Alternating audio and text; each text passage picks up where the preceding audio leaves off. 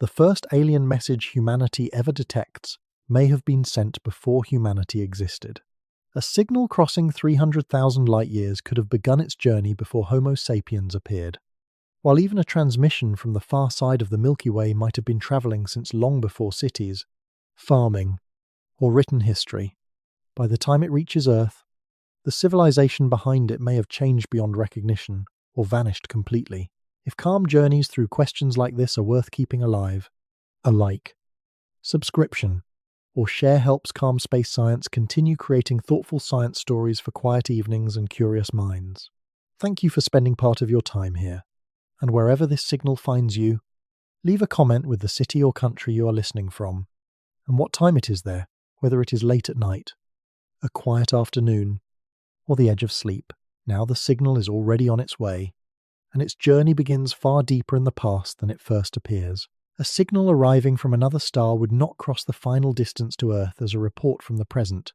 It would arrive as a preserved event from an earlier moment, carried across space by the same physical limit that governs every beam of light, every radio transmission, and every image formed in a telescope.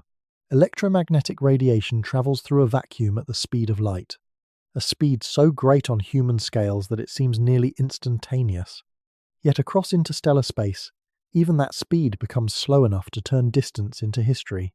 A star 1 light-year away is seen as it was 1 year ago. A star 1,000 light-years away is seen as it was roughly 1,000 years ago.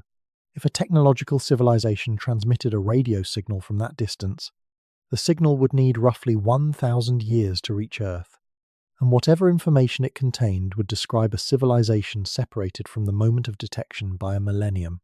The first confirmed alien signal, if one is ever found, would therefore be more than a communication. It would also be an archaeological object made of radiation, a record of something that happened elsewhere long before the receiving instruments on Earth began to listen. This effect is not unique to artificial signals. Astronomy depends on it constantly. The moon is seen a little more than a second in the past. The sun is seen several minutes in the past. The nearest stars are seen years in the past. More distant regions of the Milky Way appear centuries, millennia, or tens of thousands of years removed from the moment in which their light is finally collected. Telescopes never show the universe as a single, synchronized present. They assemble a sky made from different ages, with each object revealing the state it had when its light began the journey. The farther away the source lies, the older the information becomes. That simple relationship becomes especially important when the source is imagined not as a star or a nebula, but as a society capable of building transmitters. A narrow-band radio signal from another planetary system would follow the same rule. Once emitted, the waves would propagate outward at light speed. Their arrival would say nothing directly about what the sender is doing at the moment of reception on Earth. The signal could be perfectly clear, highly structured, and unmistakably artificial, yet still describe a world whose current condition is hidden behind the same distance that carried the message. If the source were 100 light-years away, the transmission would reveal conditions roughly a century old. If it were 10,000 light-years away, the information would belong to a time 10,000 years earlier. The instrument that detected it would not be opening a window onto a shared present. It would be intercepting a piece of another world's past. That distinction matters because human language tends to treat communication as something immediate. A message is sent, received, answered, and acknowledged within a timescale short enough for both sides to remain part of the same unfolding situation. Interstellar communication would usually not work that way, even before any reply is considered. The first transmission already arrives with a built-in delay determined by distance. The signal itself may be new to humanity while being ancient in origin. The moment of discovery on Earth and the moment of transmission elsewhere could be separated by more years than the entire recorded history of many human cultures. The geometry is simple, but its consequences are difficult to absorb. A light-year is a unit of distance, not time, defined by how far light travels in 1 year. That distance is immense on terrestrial scales, yet stars are separated by many such units. The Milky Way extends across roughly 100,000 light-years, so a signal from a distant region of the galaxy could spend tens of thousands of years in transit before reaching the solar system. During every year of that journey, Earth would continue changing. Ice ages could advance or retreat, populations could migrate, languages could appear and disappear. Civilizations could rise in regions that had not yet built cities when the transmission began. The message would move through all of that history without knowing any of it, crossing the interstellar medium while the receiving species developed the very technology required to recognize what was coming. Nothing in the radio wave itself would announce how much had changed at the source after transmission. The signal would preserve structure imposed at the moment it was generated, whether that structure carried a deliberate message, a repeating beacon, a navigation pattern, or some other technological signature. Once the radiation left the transmitting system, it would continue outward independently of the later fate of the machinery that created it. The transmitter could shut down the next day. The planet could remain inhabited for another million years. The civilization could alter beyond recognition. None of those later events would catch up with the earlier signal, because information about them would also be limited by light speed. This creates a subtle division between detection and contact. Detection could establish that technological activity existed at a particular place and time. Contact, in the ordinary sense of an exchange between living participants, would require much more. The first evidence might identify a source, estimate its distance, reveal a frequency pattern, and perhaps even contain information deliberately encoded by the sender. But it still would not prove that the sender survives in the same form when the signal is received. The farther away the origin, the wider that uncertainty becomes. Even a nearby detection would carry some delay. A civilization around a star several dozen light-years away would be observed decades in the past. That is a small interval compared with galactic history, but it is long compared with many technological and political changes on Earth. At hundreds of light-years, the delay reaches across centuries. At thousands, it reaches across entire phases of human civilization. By the time the source lies on the far side of the Milky Way, the gap between transmission and reception can become so large that the alien signal belongs to an era on Earth that would seem almost prehistoric from a modern perspective. The same principle applies to light-based technosignatures. A powerful laser pulse would also travel at light speed, artificial illumination on a distant world. If it could somehow be distinguished from natural sources, would be seen only after its photons crossed the intervening distance. Changes in a planet's atmosphere that might suggest industrial activity would likewise be delayed. Every possible remote sign of technology arrives inside the same framework. There is no way for electromagnetic information to bypass the travel time built into space itself. This means that the first confirmed evidence of another technological civilization could be scientifically decisive while remaining temporally ambiguous. It could answer one enormous question by showing that intelligent technology arose elsewhere, yet immediately open another question that the signal alone could not settle. What became of the civilization after the transmission left? The uncertainty would not make the detection weaker. It would make its meaning more layered. A radio telescope on Earth might register a pattern that no known natural process could plausibly produce. Independent observatories might confirm the same source. The signal might repeat, drift in frequency in a way consistent with motion, or contain structure that strongly indicates deliberate engineering. The evidence could become overwhelming that technology existed at the origin. Still, every bit of that evidence would remain attached to a date in the past determined by distance. In that sense, the universe already imposes an archaeological condition on astronomy. Distant light is always old evidence. Stars reveal earlier stages of themselves. Galaxies reveal earlier stages of cosmic history. A technological signal would fit into the same rule, but with a different emotional and scientific weight, because the source would not merely be matter changing under gravity and nuclear physics. It would be evidence of choice, engineering, and intelligence, carried across a delay that neither civilization could remove.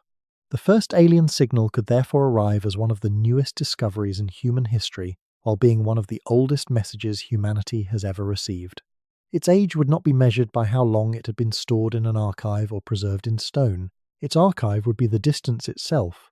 Space would have kept the message in transit, year after year, until a planet far from the sender finally possessed instruments sensitive enough to notice it.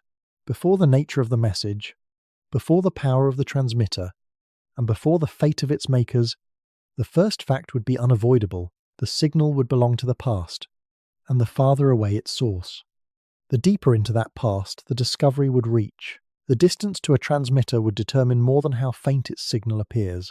It would define how far into the past the detection reaches, and the possible range is enormous, even before the search leaves the Milky Way. The nearest stellar systems are only a few light years away, close enough that a technological signal from them would be delayed by years rather than centuries. Proxima Centauri, the nearest known star to the Sun, lies a little more than 4 light-years away, so radiation leaving that system would cross the space between the stars in a little more than 4 years. If an artificial transmission were detected from such a nearby source, the civilization responsible would still be observed in the past, but only a relatively recent past.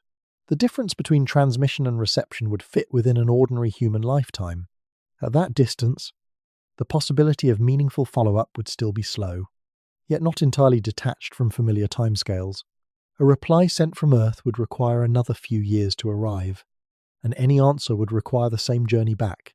Even there, the rhythm of communication would already be unlike anything on Earth, but the historical separation would remain modest compared with what becomes possible deeper in the galaxy. Moving outward to tens of light years changes the scale gradually. Many nearby stars that have been examined in searches for technosignatures lie within this region. A transmission from 50 light-years away would reveal activity from half a century earlier. A source 100 light-years away would be seen roughly a century in the past. These distances still occupy only a tiny neighbourhood of the Milky Way, yet they already push a detection backward toward periods before much of modern radio astronomy existed. At several hundred light-years, the signal could have left before modern industrial technology became widespread. At 1,000 light-years, the transmission would have begun its journey during an entirely different phase of human history. The distinction between nearby and distant therefore depends less on where a point appears in the night sky than on the historical interval encoded into the travel time. A source can belong to the same galaxy and still be so remote that its signal predates entire civilizations on Earth. The Milky Way is a vast disk of stars, gas, dust, and dark matter, extending roughly 100,000 light-years from one side to the other. The solar system is not at its centre. It lies well away from the galactic core, embedded in one of the smaller spiral structures of the disk. This position means that some regions of the galaxy are relatively close, while others are separated from Earth by tens of thousands of light-years. A transmitter located toward the inner galaxy might be many thousands of light-years away. One situated on the far side of the galactic disk could be farther still. A signal arriving from such a region would have spent a substantial fraction of recorded human history moving through interstellar space. At 20,000 light-years, the message would already be older than the earliest known cities. At 50,000 light-years, it would have departed long before agriculture transformed human societies. Near the longest possible paths across the Milky Way, a transmission could be close to 100,000 years old by the time it reached Earth, depending on the exact geometry between source and receiver. The galaxy therefore contains enough physical depth for a single detection to connect modern radio telescopes with a time when human beings were living in a world almost entirely without the structures associated with later civilization. This range also changes the practical nature of the search. A nearby transmitter does not need to overcome as much geometric spreading before its signal reaches Earth. A distant transmitter does. As electromagnetic radiation moves outward, its energy is distributed over an ever-growing area unless it is tightly directed. The greater the distance, the more difficult ordinary leakage becomes to distinguish from background noise. That means the galaxy is not equally searchable at every distance for every kind of technology. A powerful directed beacon could remain detectable much farther away than weak. Accidental emissions. The fact that a source could exist on the other side of the Milky Way does not mean that every transmitter there would be visible to present instruments. Distance determines both the age of the information and the severity of the observational challenge. These two effects work together. The most ancient galactic signals available to Earth are also among the hardest to detect, unless their creators produce something exceptionally powerful. Narrow, repeated, or otherwise conspicuous. Beyond the Milky Way, the historical depth becomes much greater. The nearest large galaxies are separated from Earth by distances measured not in thousands but in millions of light-years. The Andromeda Galaxy, for example, lies more than 2 million light-years away. Any light reaching Earth from its stars today began traveling long before Homo sapiens existed. If an artificial signal from a civilization in Andromeda were somehow detected, the transmission would belong to a past measured in millions of years. It could have been emitted before the emergence of the human species, before many familiar features of the modern world had taken their present form, and during a period of Earth history reconstructed mainly through geology and fossils. Such a detection would stretch the idea of first contact almost beyond the ordinary meaning of the phrase. The sender would not merely be distant, its known existence would be separated from the receiver by evolutionary time. Detecting technology across intergalactic distances, however, would be far more difficult than detecting a comparable transmitter within the Milky Way. Ordinary radio leakage from a civilization resembling present-day humanity would become extraordinarily faint over millions of light years. A detectable intergalactic technosignature would probably require a phenomenon far more energetic or deliberate than routine broadcasting, perhaps a highly concentrated beacon, an extremely powerful electromagnetic source, or some other form of technology producing effects on unusually large scales. The scientific possibility of searching outside the galaxy, therefore, does not imply that present instruments could detect every plausible civilization there. It means only that if technology produced a sufficiently strong signature, the age carried by that signature could be immense. This creates a useful way of thinking about the search volume around Earth. The nearest few light years correspond to a recent cosmic neighborhood. Tens and hundreds of light years correspond to decades and centuries of delay. Thousands of light years turn astronomical distance into deep human history. Tens of thousands of light years reach back before cities and agriculture. Hundreds of thousands of light years begin to approach or exceed the timescale of Homo sapiens as a species. Millions of light years leave human existence behind entirely. Each expanding shell around Earth is therefore also a shell of older information. A radio telescope pointed outward is not simply looking farther through space. It is sampling progressively earlier moments in the history of anything it detects. This is one reason the location of a first confirmed signal would immediately matter. Its coordinates would identify a direction, but its distance would establish the age of the evidence. If the source were close, the discovery might suggest that the transmitting civilization existed in something near the present astronomical era. If it came from the far side of the Milky Way, the signal could be ancient by human standards while still being young by galactic standards.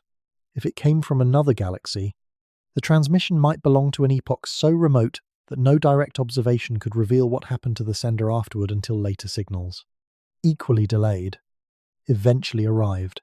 The first calculation after a detection would therefore carry an unusual consequence. Measuring distance would also mean dating the civilization as it appeared in the signal. The farther the source, the less the discovery would resemble a meeting across space, and the more it would resemble the recovery of evidence across time. Within the Milky Way alone, the range is already large enough for the first alien transmission to have begun its journey before almost everything normally called human civilization existed. Beyond the galaxy, the possible age expands until the sender's moment of transmission no longer overlaps with humanity at all. Distance does not merely separate worlds. At interstellar and intergalactic scales, it separates eras. A signal does not need to come from another galaxy to be older than civilization. The Milky Way alone is large enough to contain distances that turn a technological transmission into something far older than cities, writing, agriculture, or any surviving political tradition. A source 20,000 light-years away would be seen as it was about 20,000 years ago. A transmitter at 50,000 light-years would be revealing activity from roughly 50,000 years in the past. These are not abstract intervals. They correspond to recognizable stages in human prehistory, when Homo sapiens already existed, but the world organized around them was profoundly different from the one in which radio telescopes now operate. Around 20,000 years ago, Earth was still within the last glacial period. Large ice sheets covered much of northern North America and northern Europe. Sea levels were lower than today, and human communities survived through forms of hunting, gathering, fishing, and regional adaptation that had developed over immense spans of time. Agriculture had not yet reshaped landscapes on the scale it later would. The first cities had not appeared. There were no observatories, no writing systems, and no deliberate radio transmissions leaving Earth. Yet if a civilization on a world 20,000 light-years away had sent a powerful signal toward the solar system during that period, the radiation could be arriving now. The transmitter and the receiving telescope would belong to radically different chapters of history, even though the signal itself crossed the distance continuously, without pause, carrying the same imposed pattern from one era into another. At greater distances within the galaxy, the contrast becomes stronger. A transmission travelling for tens of thousands of years could have left its source before the beginnings of settled agriculture on Earth. The gradual emergence of farming did not occur everywhere at once, and human communities followed many different paths. But the large transformation toward cultivated plants, managed animals, permanent settlements, and eventually urban societies belongs to only the latest part of the species' existence. For most of the time Homo sapiens has been present, there have been no cities at all. Civilization in the archaeological sense occupies a remarkably thin layer near the end of a much longer human story. This means that an alien signal could easily be older than civilization, while still being far younger than humanity itself. The distinction is important. The phrase ancient signal can suggest something almost unimaginably remote. Yet tens of thousands of light years are entirely ordinary distances on the scale of the Milky Way. A source does not need to sit beyond the galactic boundary. It may lie somewhere across the disk, separated from Earth by a path that is large enough for light to spend tens of millennia in transit. The age of the message would arise automatically from that geometry. If the transmission began before the first large agricultural settlements appeared, nothing about its makers would need to be unusually ancient by cosmic standards. They would only need to have become technological earlier than humanity did, and to occupy a sufficiently distant region of the galaxy. That possibility changes the intuitive meaning of first contact. Human civilization tends to measure age through surviving objects. A stone structure may be several thousand years old. A buried tool may be tens of thousands of years old. Fossils carry evidence from periods vastly earlier still. An interstellar message would be different because its antiquity would not come from remaining in one place. It would be old because it had spent its entire existence moving. The signal might never have been stored after transmission. It could have crossed empty stretches between stars, regions of thin gas, magnetic fields, and interstellar plasma, while Earth passed through major climatic and cultural transitions. Generations of humans could appear and disappear beneath its path without any awareness that structured radiation was approaching. The first villages could form, crops could be domesticated, permanent settlements could expand, writing could emerge, kingdoms and empires could rise and vanish. Mathematical astronomy could develop, telescopes could be invented, electromagnetism could be understood, radio technology could appear. Only near the very end of that sequence would humanity acquire instruments capable of recognizing a faint artificial signal from the sky. Seen this way, the receiving technology is not simply a device placed at the end of a communications link. It is the final condition required for an event that may have begun before civilization existed. The signal could cross Earth at any time, but without the appropriate instruments it would leave no human record. A transmission arriving now would encounter a planet that has only recently become capable of asking whether a narrow radio feature or another unusual technosignature has an artificial origin. That narrow observational window gives an ancient message a peculiar relationship with the present. Its journey may be long, but its opportunity to be recognized can be brief. The chronology also prevents a common assumption about technological civilizations. Detecting a message older than cities would not necessarily imply that the civilization itself had already been ancient when it transmitted. Its technology could have emerged shortly before the signal was sent. The Great Age measured on Earth would mainly describe the travel time. A civilization 20,000 light-years away could have transmitted during the early stages of its own technological development, and the message would still arrive as an artifact 20,000 years removed from its origin. Conversely, a civilization only a few light-years away could be millions of years older than humanity, while sending a signal that reaches Earth after only a few years. The age of a civilization and the age of the signal received from it are therefore separate questions. One concerns biological and technological history at the source. The other is set by the distance between worlds and the moment of emission. First detection might constrain the second far more easily than the first. If astronomers could identify the source and determine its distance, the travel time could be estimated directly. That would establish approximately when the observed transmission left its system. What happened before that moment? How long the civilization had existed? And what happened afterward could remain unknown. For a source tens of thousands of light years away, even a message rich in information would arrive inside this historical isolation. It might contain evidence of engineering or perhaps deliberate structure. Yet everything learned from it would describe a society that existed while Earth was still in prehistory. That fact would make human history appear unusually compressed. The span from the first cities to modern radio astronomy feels enormous when measured through dynasties.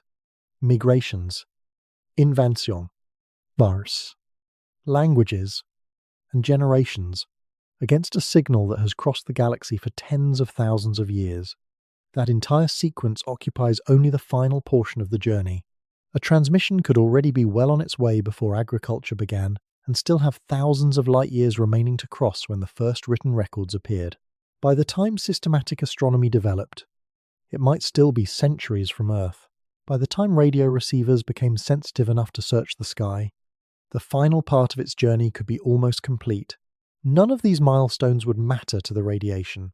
They matter only because they show how much of human civilization can fit inside the travel time between stars. The larger implication is not that ancient messages must exist, because no confirmed extraterrestrial technosignature has yet established that they do. It is that the physics permits a striking mismatch between the age of a discovery and the age of the society making it. Humanity could encounter evidence of technology for the first time and find that the evidence began travelling before the foundations of civilization on Earth had been laid. The moment would be new, but the event being detected would be ancient. It would place two histories beside one another without making them simultaneous, one history unfolding around a distant transmitter, the other unfolding on Earth while the transmission crossed the intervening space. And within the Milky Way, that separation can already reach far enough back to place the beginning of the message beyond cities, beyond writing, beyond agriculture, and deep into the long human world that came before civilization. The boundary between a signal older than civilization and a signal older than Homo sapiens is set by a much larger distance. Modern humans have existed for roughly 300,000 years, so an electromagnetic transmission would need to have travelled for about that long, or longer, to have begun its journey before Homo sapiens appeared. In distance, that means a source roughly 300,000 light-years away or farther.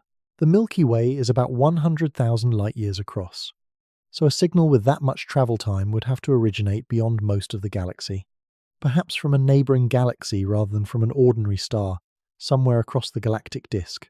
At that point, the age of the message would no longer be measured against cities, agriculture, or written history. It would be measured against the existence of the human species itself. When the transmission began, there might have been no Homo sapiens anywhere on Earth. The message could have crossed space while modern humans emerged, spread across continents, developed increasingly complex cultures, built permanent settlements, created cities, studied the sky, discovered electromagnetism, and eventually constructed instruments capable of detecting signals from other stars. All of that could happen after the alien transmission had already left its source. The signal would not need to change during the journey for this to occur.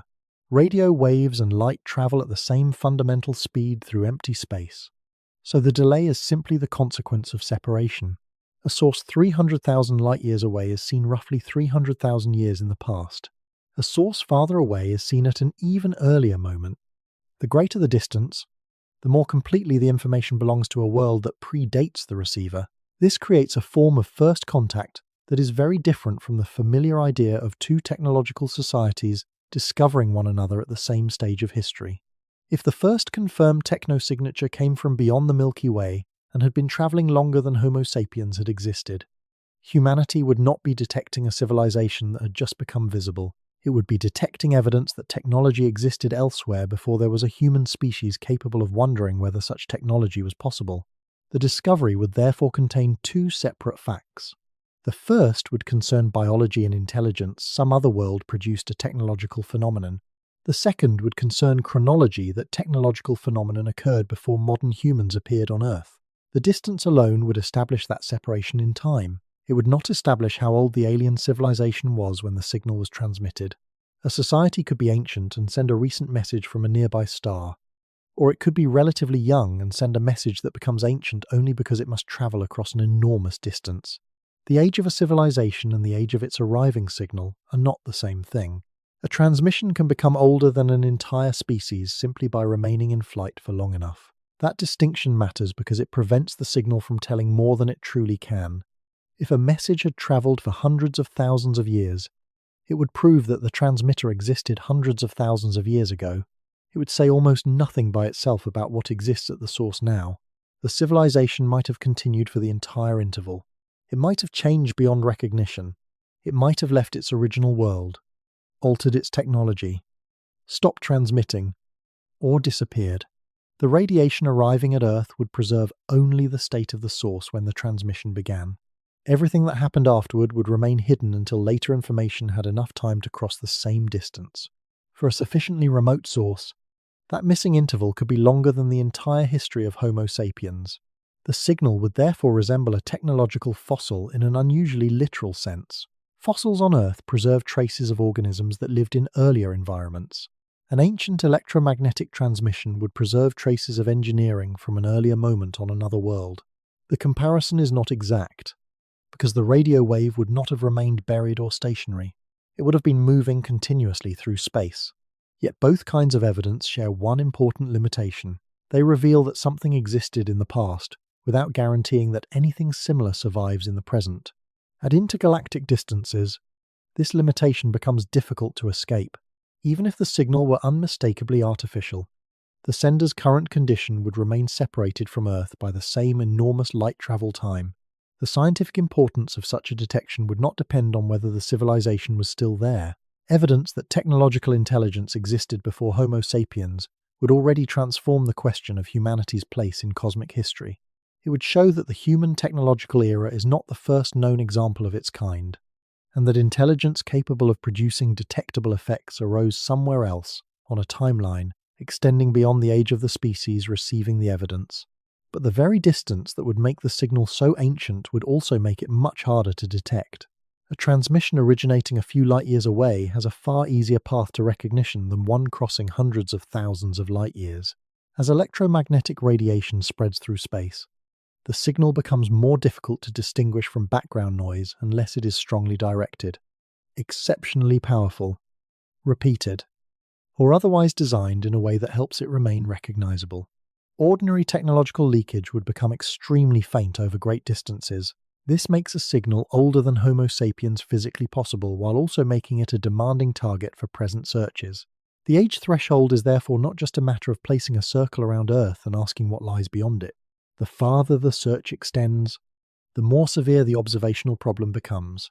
A civilization in a neighbouring galaxy might produce technology, but detecting that technology from Earth would require the signature to stand out across a separation far greater than the distances between ordinary stars in the Milky Way. A deliberate beacon could improve the chances because concentrating energy in a particular direction would make the transmission easier to recognize than weak radiation spreading broadly into space. Other technosignatures might also become relevant if they produced effects large enough to be observed from extreme distances.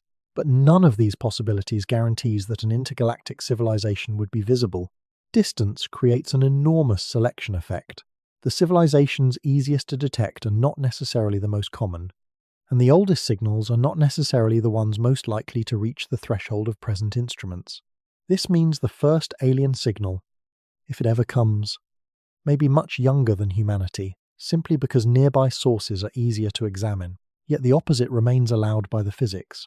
A sufficiently powerful or conspicuous transmission from beyond most of the Milky Way could arrive carrying information that began its journey before Homo sapiens existed.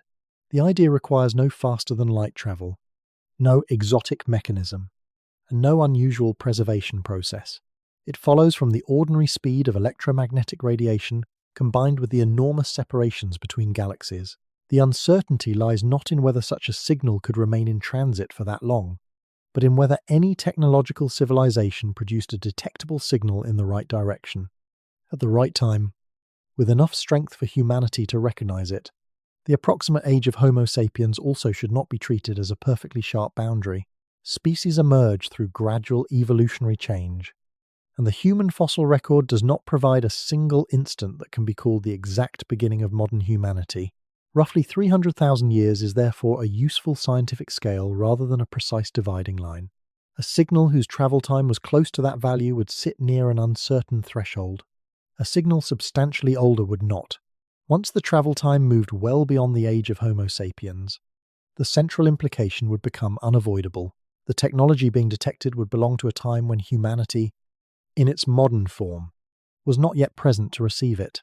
First contact would then connect not merely two distant places, but two different stages in the history of intelligent life. Earth would be receiving evidence from a technological past older than the species interpreting it, and the farther beyond that threshold the source lay, the more first contact would begin to resemble the discovery of an intelligence whose moment in history had already passed before humanity began. A radio wave crossing interstellar space does not behave like a sound fading through air. Sound depends on a material medium, passing energy from molecule to molecule. But radio is electromagnetic radiation, part of the same physical family as visible light, infrared, ultraviolet, and X-rays. Once a radio signal leaves an antenna, it does not need atmosphere, gas, or any other substance to carry it onward. In the near vacuum between stars, the wave can continue traveling for thousands, million, or even billions of years unless it encounters matter or fields that significantly alter its path or absorb its energy. This endurance is one reason an ancient technological signal is physically plausible. A transmission does not expire because a certain amount of time has passed.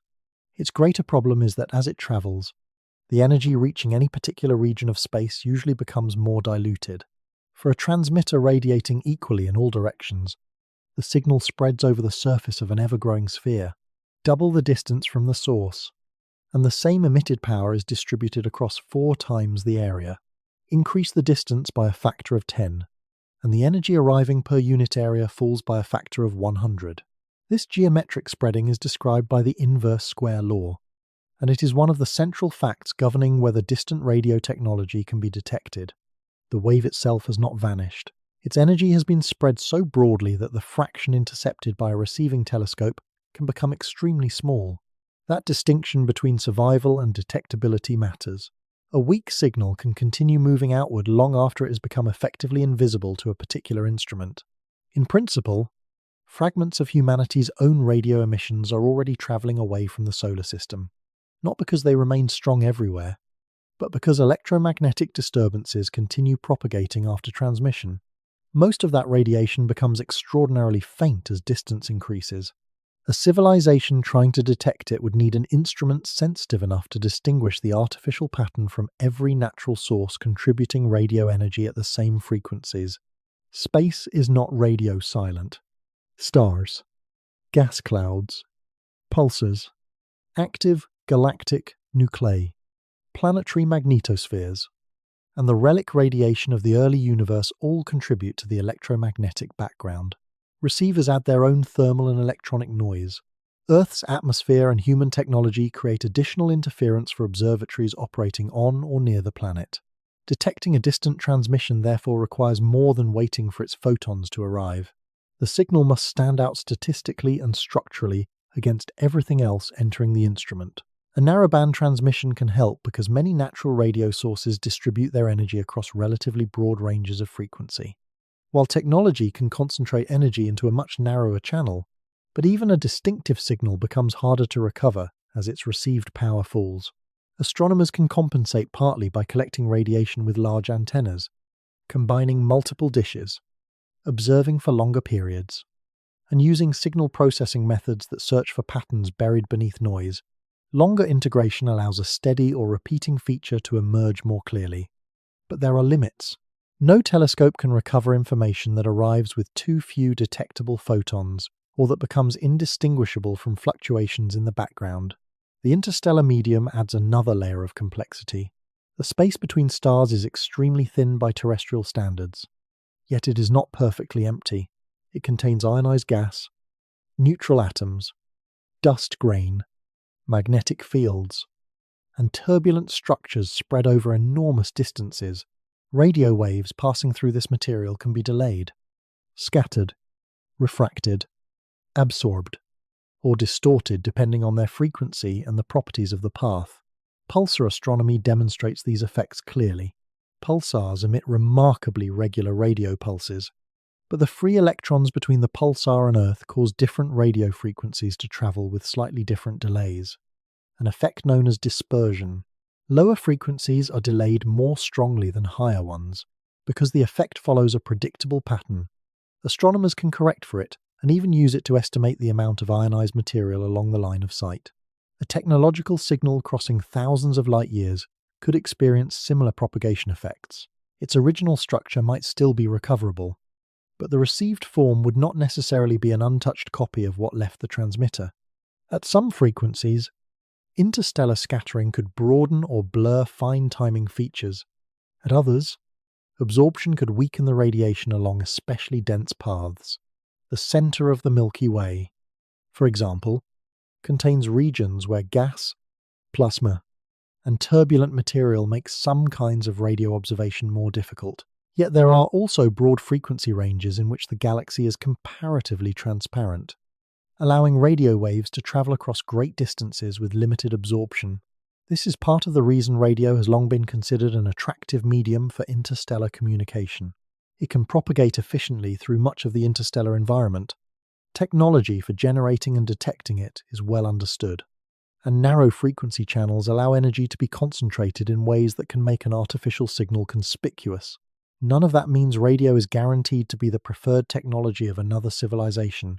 It only shows why signals transmitted long ago could remain physically present when they finally cross the solar system. Time alone does not erase them. The more important question is how much of their energy reaches the receiver and whether their structure survives strongly enough to be recognized. Directionality can change that outcome dramatically. A transmitter that sends power uniformly in every direction wastes most of its energy from the perspective of any single distant target. A directional antenna concentrates radiation into a narrower beam, placing far more power along chosen lines of sight. The signal still spreads, but from a much smaller angular region, allowing it to remain detectable across much greater distances than an equally powerful omnidirectional broadcast. This is the difference between incidental leakage and a beacon designed to be noticed. Leakage from ordinary communication systems may escape a planet unintentionally, but it tends to be weak, intermittent, or broadly distributed. A deliberate beacon could use high power, narrow bandwidth, repetition, and directional gain to make its technological origin easier to identify. If such a beacon were aimed toward Earth from thousands of light years away, its age upon arrival would be thousands of years. Yet its detectability would depend far more on transmitter design and observing sensitivity than on age itself. A signal could be older than recorded human history and still be easier to detect than a much younger signal from a nearby star if the ancient one were vastly more powerful or more tightly directed. This reverses a simple intuition that older necessarily means weaker. Travel time and received strength are related through distance, but they are not identical properties.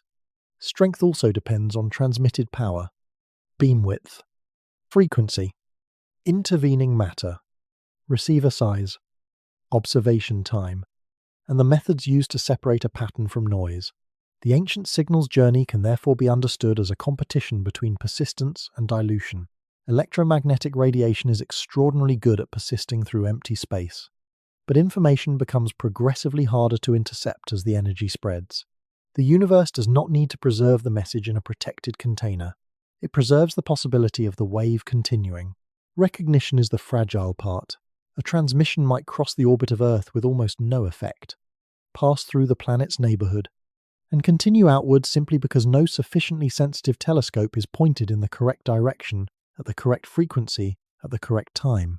This creates an observational version of the timing problem. Even if many old signals have traveled through the galaxy, only a subset would be detectable from Earth, and only a subset of those would arrive while an appropriate search is operating. A continuous beacon would be easier to catch than a brief pulse because the opportunity to observe it would last longer. A repeating signal would offer additional chances. A single short transmission could pass unnoticed and never return. Nothing about its failure to be detected would stop it from continuing beyond Earth. The same physical rules that permit ancient messages therefore also allow them to be lost observationally without being destroyed. They may survive as radiation while disappearing below every practical threshold of recognition. This is why a radio signal can be both ancient and intact enough to matter, without remaining strong in any ordinary sense. Its survival is a property of electromagnetic propagation. Its detectability is a problem of geometry, environment, instrumentation, and noise.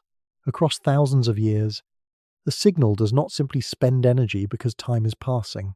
Instead, it carries its energy outward through an expanding region of space, altered to varying degrees by what lies along the path. If a receiver eventually collects enough of that radiation to reveal a pattern that nature is unlikely to produce, the great age of the transmission becomes almost secondary to the remarkable fact that enough information survived the journey to be recognized. The message can cross millennia.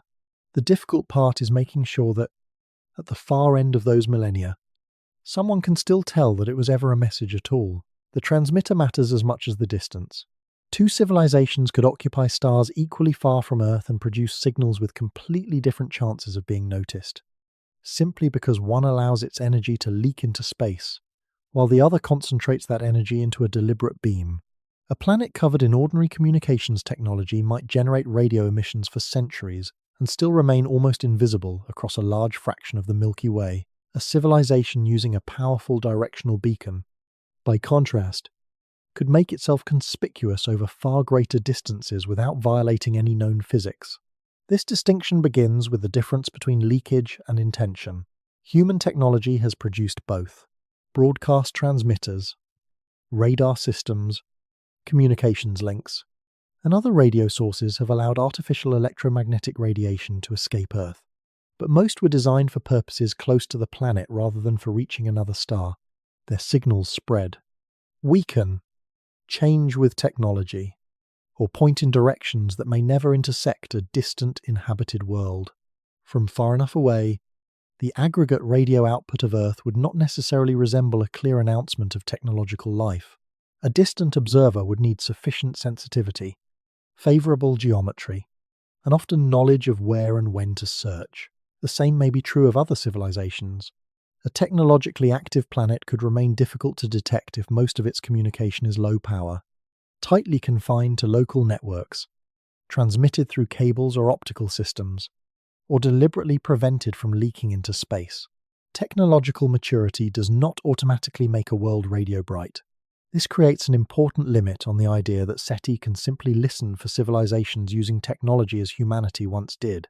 The easiest signal to detect across interstellar distances may not be ordinary communication at all. It may be something engineered specifically to remain recognizable after enormous geometric spreading. A radio beacon could achieve this by combining high transmitter power with a large antenna capable of concentrating radiation into a narrow beam. Antenna gain does not create additional energy. It redirects existing power, placing much more of it into a chosen direction and much less elsewhere. From the point of view of a distant receiver lying inside that beam, the transmitter can appear vastly more powerful than an omnidirectional source, using the same underlying energy. The narrower the beam, the greater the advantage can become. Although narrow beams introduce another problem, they must actually point toward the target. A beacon intended for many stars might therefore scan across the sky, revisit targets periodically, or transmit according to a schedule that another civilization could eventually recognize. Such a signal might be intense when it arrives and completely absent a short time later, not because the transmitter failed, but because the beam moved on. That possibility changes how searchers interpret silence. A telescope can examine a star at one moment and find nothing even if a beacon crosses Earth years later. Repeated observations matter because a transmitting civilization may not illuminate every target continuously. The frequency of the transmission matters as well. Radio occupies an enormous range, and different parts of that range interact differently with natural backgrounds, planetary atmospheres, interstellar plasma, and receiving technology. Some frequencies are comparatively quiet and pass efficiently through the interstellar medium, making them attractive places to search for deliberately engineered signals. A civilization trying to attract attention might also choose a very narrow frequency channel, because concentrating energy and frequency, as well as direction, can make the signal easier to distinguish from broadband natural emission. A narrowband feature can stand out even when the total received power is small, especially if its frequency changes in a way consistent with the relative motion of a transmitter on a rotating or orbiting planet. Such drift would not by itself prove artificial origin, but it can help identify candidates worth further examination. Power alone is therefore not the defining feature of a good beacon. Detectability comes from the combined architecture of the signal transmitted energy, directionality, bandwidth, repetition, timing, polarization, and perhaps deliberate mathematical or temporal structure. An efficient beacon could be designed less like a shout and more like a carefully shaped marker placed where a receiver knows how to recognize it. Radio is only one possibility. Optical and near-infrared lasers offer another way to concentrate energy into exceptionally narrow beams. A powerful laser pulse can briefly outshine the host star at a particular wavelength from the perspective of a suitably positioned detector. Even though the total energy used may be much smaller than what would be required to illuminate space in every direction, the challenge is again alignment. Laser beams can be extraordinarily narrow, which makes them efficient but easy to miss. A civilization transmitting intentionally toward known planetary systems could compensate by targeting stars individually. Question: if it knew that a particular star possessed planets with atmospheres suggesting biological activity, it might aim repeated pulses there, from Earth. Such a transmission would still arrive only after the appropriate light travel time. A laser emitted thousands of years ago would be just as ancient as a radio message covering the same distance. The method of transmission changes the probability of detection, not the chronology. Other technosignatures might not be messages at all. Technology could reveal itself through unusual atmospheric chemistry, waste heat, artificial illumination, large structures that alter the light of a star, propulsion systems, industrial pollutants, or other effects produced unintentionally by large-scale activity. Some of these ideas are easier to search for than others, and many would be difficult to distinguish from natural processes. Their importance lies in widening the concept of evidence. A civilization does not have to be trying to communicate for technology to become observable. In principle, a distant society could leave a detectable signature simply by altering its environment strongly enough. Yet the requirements become increasingly severe with distance. The farther away the source, the larger or more luminous the technological effect generally must be before present instruments can separate it from the host star, planet, and natural background. This again favours conspicuous civilizations over ordinary ones. The first civilization detected may not be the nearest, the most advanced, or the most common type. It may simply be the one producing the easiest signature to see from Earth. That selection effect complicates every attempt to imagine what first contact would reveal about life in the galaxy. If an extraordinarily powerful beacon were detected from tens of thousands of light-years away, its strength would not necessarily mean that all technological civilizations produce such beacons. It could instead mean that only transmitters of that class remain visible across such distances. Weak civilizations, quiet civilizations, or civilizations using technologies poorly matched to human searches could remain absent from the data, even if they were numerous. Detection, therefore, filters the population before anything is known about it. The signal that reaches Earth is not simply evidence of what exists. It is evidence of what can cross the threshold of human instruments. A deliberate beacon has another advantage over accidental leakage. It can be made persistent. A civilization wishing to remain detectable over long periods might build a transmitter capable of repeating a simple pattern for centuries or millennia. The message itself could be minimal. The first task would be to establish artificiality, perhaps through narrow bandwidth, repeated timing, or another pattern difficult to explain naturally. More complex information could follow once the beacon attracted attention, but persistence on such timescales would require engineering, maintenance, energy, and institutional continuity far beyond any communication project humanity has yet attempted. Alternatively, a beacon might continue automatically after the society that built it had changed or disappeared, operating as infrastructure without active supervision. That possibility begins to blur the distinction between a living message and an artifact. A telescope might detect a transmitter whose original builders no longer exist, yet whose machinery continues to radiate according to instructions set long ago. Even without such longevity at the source, the journey itself guarantees delay. A civilization could transmit for only a brief period and still leave a wavefront that crosses the galaxy long afterward. Whether Earth detects that wavefront depends on the energy placed into its path. This is why estimates of transmitter power cannot be separated from assumptions about beam width. An omnidirectional broadcast detectable across thousands of light years would require enormous power, because almost all of its energy would travel in directions that never reach Earth. A directed signal can achieve the same apparent brightness along one line of sight far more efficiently. Highly capable civilizations would not necessarily need impossibly large energy supplies to make themselves visible if they knew where to aim. The harder question is whether they would know Earth was worth targeting. From thousands of light years away, information about this planet would itself be thousands of years old.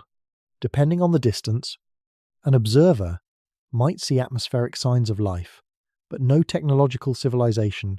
A beacon aimed at Earth could therefore have been sent toward a planet whose technological future was not yet visible to the sender. The transmitter might be responding not to human radio, but simply to the presence of a biosphere. Or it might be sweeping through millions of stars without knowing which ones contain listeners. In either case, the signal arriving now could represent a decision made before humanity possessed any means of answering. The power behind a detectable alien signal would therefore carry information beyond raw energy. It could suggest whether the transmission was accidental or deliberate, broad or targeted, continuous or intermittent, primitive or highly engineered. Yet even an exceptionally strong signal would leave one uncertainty untouched. Its brightness could reveal something about the machine that produced it, but not whether the civilization behind that machine still exists. A beacon powerful enough to cross the galaxy may reach Earth with extraordinary clarity, while carrying news from an era that ended long before the first human receiver was built. A signal 20,000 years old would establish one fact with extraordinary force and leave another almost completely unresolved. It would show that a technological transmitter existed 20,000 years ago at the place from which the radiation began its journey, but it would not show whether the civilization responsible for that transmitter still exists. The distinction follows directly from light travel time. Once a transmission leaves its source, it becomes separated from everything that happens afterward. The civilization may continue broadcasting, stop voluntarily, alter its technology, move to other worlds, suffer environmental change, transform into something no longer recognizable as the society that built the transmitter, or disappear entirely. None of those later developments can overtake the earlier message. Any information about them must begin its own journey toward Earth, arriving only after the same delay. This means that a sufficiently distant civilization can possess two different histories. From the perspective of observers on Earth, the history already visible in arriving radiation, and a later history that remains physically inaccessible, because its light has not yet reached the solar system. If the source lies 20,000 light-years away, then even a perfectly clear detection describes conditions 20,000 years earlier. Suppose the signal contains repeated technical structure, evidence of deliberate engineering, perhaps even information that identifies its planetary system. The discovery could establish with high confidence that technology existed there, yet the entire interval between transmission and reception would remain unobserved. On Earth, 20,000 years is long enough to contain profound climatic, ecological, and cultural change. For another civilization, the same period could be uneventful, transformative, or catastrophic. No general rule determines which outcome is more likely. Human history is far too short to provide a reliable estimate of how long technological civilizations normally survive, and there is still no confirmed extraterrestrial example against which to compare it. That ignorance makes the age of the signal scientifically important. A nearby transmission delayed by only a few years would leave relatively little hidden time between emission and detection. A signal delayed by thousands or tens of thousands of years would open a much larger gap in which almost anything consistent with physical law could have happened. The most difficult part is that the signal itself might offer no warning that its makers are gone. Radiation does not carry a label stating whether the transmitter survived after emission. A carefully designed beacon can arrive with the same regularity, whether its builders are still maintaining the system, or whether the final pulse left a machine that ceased operating thousands of years ago. If the transmitter ran automatically for a long period, Earth might receive a continuing sequence even after the society that constructed it had disappeared. The apparent persistence of the signal at the receiver would then be misleading in a subtle way. Every new minute of detection would correspond to a new minute of transmission at the source. but all of those minutes would still belong to the distant past. A telescope could monitor the beacon for decades and still be watching a civilization that vanished long before the first observation began. The same problem affects deliberate messages. A transmission might contain language, mathematics, image, descriptions of biology, records of a planetary system, or instructions for interpreting later information. Such richness would make the sender feel immediate because the message would contain evidence of intention and thought. Yet psychologically vivid information does not remove the delay. A message can describe its makers in exquisite detail while remaining ancient evidence. The more complete the transmission, the easier it may become to reconstruct the civilization at the moment of sending. But reconstruction is not the same as observing its present state. In this respect, first contact could resemble archaeology more closely than conversation. Archaeology begins with surviving traces and works backward toward lives that cannot be directly observed. An extraterrestrial signal could force a similar method across interstellar distance. Researchers might ask what kind of transmitter produced it, what energy source supported it, whether its modulation suggests deliberate communication, what orbital motion can be inferred from frequency changes, and whether repeated transmissions reveal long-term stability. These questions could describe the technological environment from which the signal emerged. They could not close the unseen interval afterward. Even a sudden termination of the signal would be ambiguous. If a beacon detected over many years stopped, the cause might be deliberate shutdown, equipment failure, a change in transmission strategy, movement of a narrow beam away from Earth, interference along the path, or the end of the civilization itself. Observers would be witnessing the termination only after the same long delay, and no immediate investigation could reach the source. This makes disappearance especially difficult to prove remotely. Civilizations may leave technological signatures after their active phase ends, and some signatures could outlast the organisms or institutions that created them. A transmitter might continue automatically. Artificial objects could remain in orbit. Large modifications to a planet could persist. Atmospheric chemistry altered by industry might relax only gradually after the industry stops. Other forms of technology could leave consequences lasting far longer than the society that produced them. The first evidence of extraterrestrial intelligence might therefore come not from an active attempt at communication, but from a residual effect. In such a case, the term sender becomes less exact. There may once have been designers, engineers, or institutions behind the phenomenon, but by the time Earth detects it, the observed technology could already belong to an abandoned system. A radio beacon is especially striking because it can become detached from its origin in two different ways. First, the machinery can stop while previously emitted radiation continues outward. Second, even if the machinery remains active, the observers receiving the signal see only the old state of that activity. Space creates a delay that makes survival impossible to infer from transmission alone. This remains true even if the civilization is extremely long-lived. If a society survives for hundreds of thousands of years, a message 20,000 years old may still have living successors at its source. But those successors would be 20,000 years beyond the version visible to Earth. Their language, biology, political organization, habitat, and technology might have changed substantially. The civilization might still exist while the society described by the signal is effectively gone. Continuity does not require sameness. Human societies provide a small-scale illustration of this principle.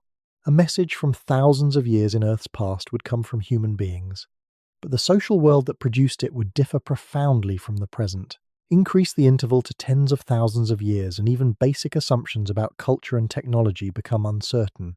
For an extraterrestrial civilization with an unknown rate of change, no safe prediction can bridge the missing time.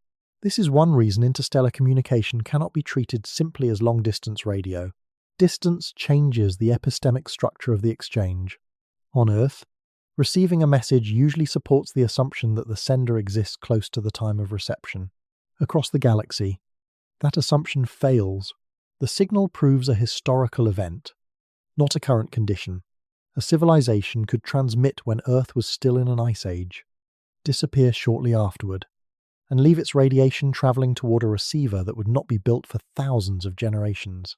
When the signal finally arrived, humanity could experience the event as the beginning of contact, even though, at the source, The relevant civilization had ended almost as long ago as the message had been travelling. There is no contradiction in that arrangement. The asymmetry is created entirely by finite light speed. It also means that determining whether a sender survives could require patience on scales far beyond individual lives. Later transmissions might eventually reveal subsequent developments, but only if those transmissions were produced and only when their light reached Earth. If the source were 20,000 light-years away, a change that happened there 1,000 years after the first signal was sent would appear on Earth 1,000 years after the first signal arrived. The chronology would unfold faithfully. But with the entire history shifted 20,000 years into the past, observers could, in principle, watch portions of an alien civilization's history arrive in sequence while knowing that the actual source is already far ahead of everything being seen. That possibility gives an ancient signal an unusual quality. It can be active evidence without being current evidence. It can reveal intelligence without establishing survival. It can announce that another technological society once existed while offering no immediate way to determine what became of it.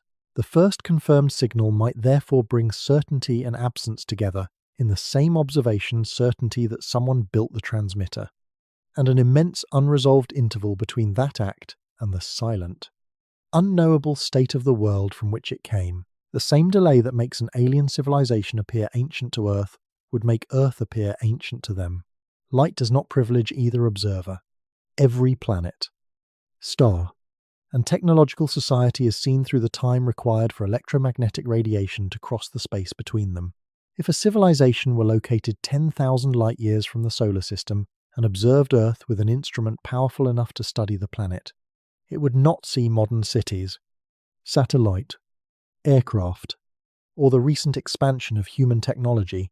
It would receive light that left Earth about 10,000 years ago. When human societies were entering very different stages of settlement and agriculture, and when none of the obvious technological features associated with the present world existed, from that distance, the modern Earth would still be physically invisible because the photons carrying evidence of the present have not yet arrived. This creates a symmetry that is easy to overlook when thinking about first contact. Humanity often imagines detecting a distant civilization and asking what that civilization is doing now. But a civilization looking back toward Earth would face exactly the same limitation. If the separation were 100 light-years, each side would see the other roughly a century in the past. If it were 1,000 light-years, each would receive information roughly 1,000 years old. At 10,000 light-years, each planet would be reconstructing the other through evidence from an era separated from the observer by 10 millennia. The relationship would not be a shared presence stretched across space. It would be two worlds exchanging delayed histories. For Earth, this means that the signs most associated with modern humanity occupy a surprisingly thin shell of space. Artificial night lighting, large orbital infrastructure, industrial atmospheric changes, radar transmissions, and the strongest phases of radio broadcasting are all recent developments. Their electromagnetic evidence has not had time to travel very far on galactic scales. An observer thousands of light-years away could potentially detect that Earth possesses an atmosphere shaped by life, depending on the capabilities of its instruments, because biological processes have altered this planet for immense spans of time. Oxygen, water vapor, methane in particular contexts, surface reflectance, and other planetary properties can carry information about habitability or biology. But technological civilization is much younger than the biosphere. The farther away the observer is, the more likely Earth would appear biologically active yet technologically quiet, simply because the information announcing human industry has not reached that location. This difference between biosignatures and technosignatures matters. A biosignature is evidence that may indicate biological activity, while a technosignature is evidence suggesting technology. Earth's biosphere has been changing the planet for geological ages. Humanity's strongest global technological effects belong to a tiny fraction of that history. A distant civilization might therefore identify Earth as an inhabited world long before it could know that an industrial species had emerged here. If such observers were 10,000 light-years away, the version of Earth available to them would contain humans, but not the modern technological landscape. If they were tens of thousands of light-years away, they would see an even earlier human world.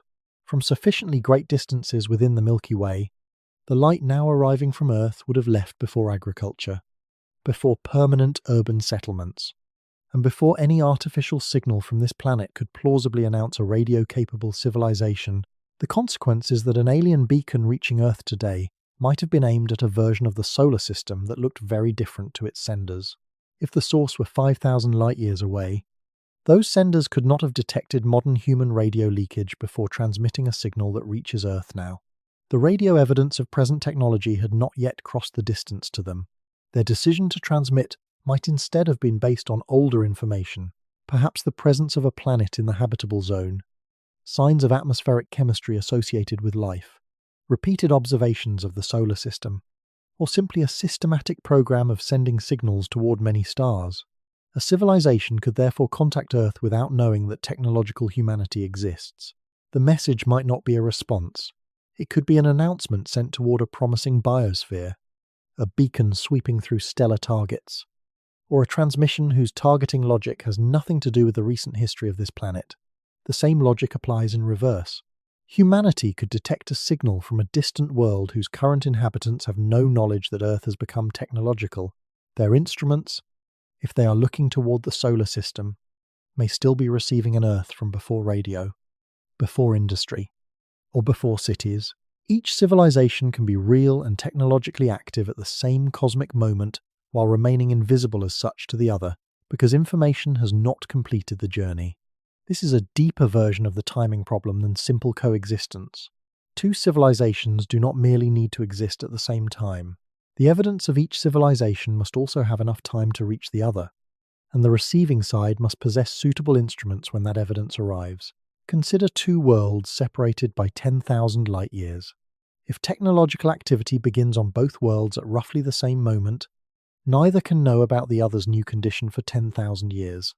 During that interval, both may look outward and see only older, apparently quiet planets. One society could spend thousands of years searching the sky and conclude that the other world shows no technology, even though a technological civilization is already present there. The conclusion would not come from poor observation. It would come from observing accurately within the limit imposed by light speed. This makes the apparent silence of the galaxy harder to interpret. A quiet-looking planet may truly be quiet, or it may have developed technology after the light currently reaching Earth began its journey. A civilization detected in ancient light may still flourish, or it may have disappeared. A world that appears lifeless could have changed after the observed era. Astronomy gives faithful information, but the information is always dated. The sky is not deceptive, it is delayed. For nearby stars, the delay is small enough that the distinction between observed past and assumed present may seem modest. Across thousands of light-years, it becomes central. Even planetary appearance could shift during the missing interval. Atmospheres evolve, climates change, impacts occur, stars vary. Technological species can transform planetary surfaces in ways that were absent from earlier observations. A distant observer studying Earth from old light might construct a scientifically accurate model of the planet that is nevertheless obsolete by thousands of years. From Earth's perspective, the same could happen with an inhabited exoplanet. Spectroscopy might reveal atmospheric composition from an ancient epoch. A technosignature might reveal engineering from a later, but still ancient epoch. Neither measurement would open direct access to the sources present. This temporal symmetry also changes the meaning of being noticed. Humanity's emergence as a detectable technological civilization is not a single event visible everywhere at once. It is an expanding wave of information, as Earth's radio emissions, reflected light, atmospheric changes, and other technological effects propagate outward. Progressively more distant regions of the galaxy become able in principle to learn about the modern planet. A star 50 light-years away can now receive evidence that left Earth roughly half a century ago. A star several hundred light-years away cannot yet receive the most recent centuries of Earth's history. At thousands of light-years, the technological era has not arrived in the available image at all. The galaxy therefore contains many different versions of Earth at the same time, not because reality is split, but because observers at different distances intercept radiation emitted during different periods. Somewhere, Earth's light may reveal the early industrial world. Farther away, it may reveal medieval societies. Farther still, only prehistoric landscapes and human communities. At sufficiently large distances, even Homo sapiens has not yet entered the version of Earth visible there. This is the natural consequence of finite light speed, and it means that there is no universal astronomical now that can be observed across the Milky Way. For first contact, the implication is quiet but profound. The civilization humanity first detects may know nothing of modern humanity, even if it still exists. Its image of Earth could belong to a world before telescopes or writing. At the same moment, humanity's image of that civilization could belong to an equally ancient stage of its own history. Both sides could be studying each other carefully and still be studying worlds that no longer exist in the form being observed. Contact would begin not with two presents meeting across space, but with two pasts arriving in opposite directions. Humanity's artificial radio presence occupies only a thin region around the solar system. Powerful radio transmission on Earth is little more than a century old, which means that even the earliest strong emissions have travelled only a little more than 100 light-years into space. On the scale of the Milky Way, that radius is remarkably small. The galaxy extends roughly 100,000 light-years from one side to the other, so the region reached by the oldest human radio waves forms only a tiny local bubble within the much larger stellar disk. Fi. Most stars in the Milky Way have not yet had any opportunity to receive evidence of Earth's radio age simply because the relevant radiation has not had enough time to reach them. A civilization 200 light-years away, even if it possessed perfect instruments, could not yet detect a radio broadcast emitted on Earth 100 years ago. The signal is still travelling.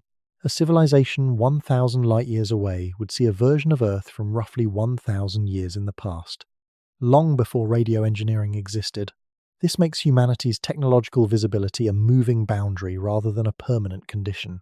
As time passes, the boundary expands at light speed, carrying outward whatever artificial emissions escape into space. But the existence of that expanding region should not be confused with easy detectability. The phrase radio bubble can suggest a bright sphere around Earth, as if everything inside it is filled with an obvious artificial signal. In reality, most human radio leakage becomes extremely weak with distance. Broadcast television, commercial radio, mobile communications, and many other human systems are designed to cover limited regions on or near Earth. Their energy spreads, their frequencies are reused, their transmitters change, and many modern systems direct less unnecessary power into space than earlier technologies did. A distant receiver would not encounter a simple wall of unmistakable radio. It would encounter faint, complicated emissions mixed with the natural radio environment of the Sun, the planets, the galaxy, and its own instruments. Some human transmissions are more conspicuous than others. Powerful radar systems can produce much stronger signals in particular directions, and large transmitters used for planetary radar or other specialized purposes may briefly make Earth more detectable along the path of the beam. Yet such transmissions are narrow in time, direction, or both. A civilization located outside the beam would receive nothing from that event. Even one lying in the correct direction would need to be observing at the right frequency and at the right time. Ordinary leakage and directed high-power signals therefore produce very different patterns of visibility. One spreads more broadly, but weakly. The other can be much stronger, but only across a limited part of the sky.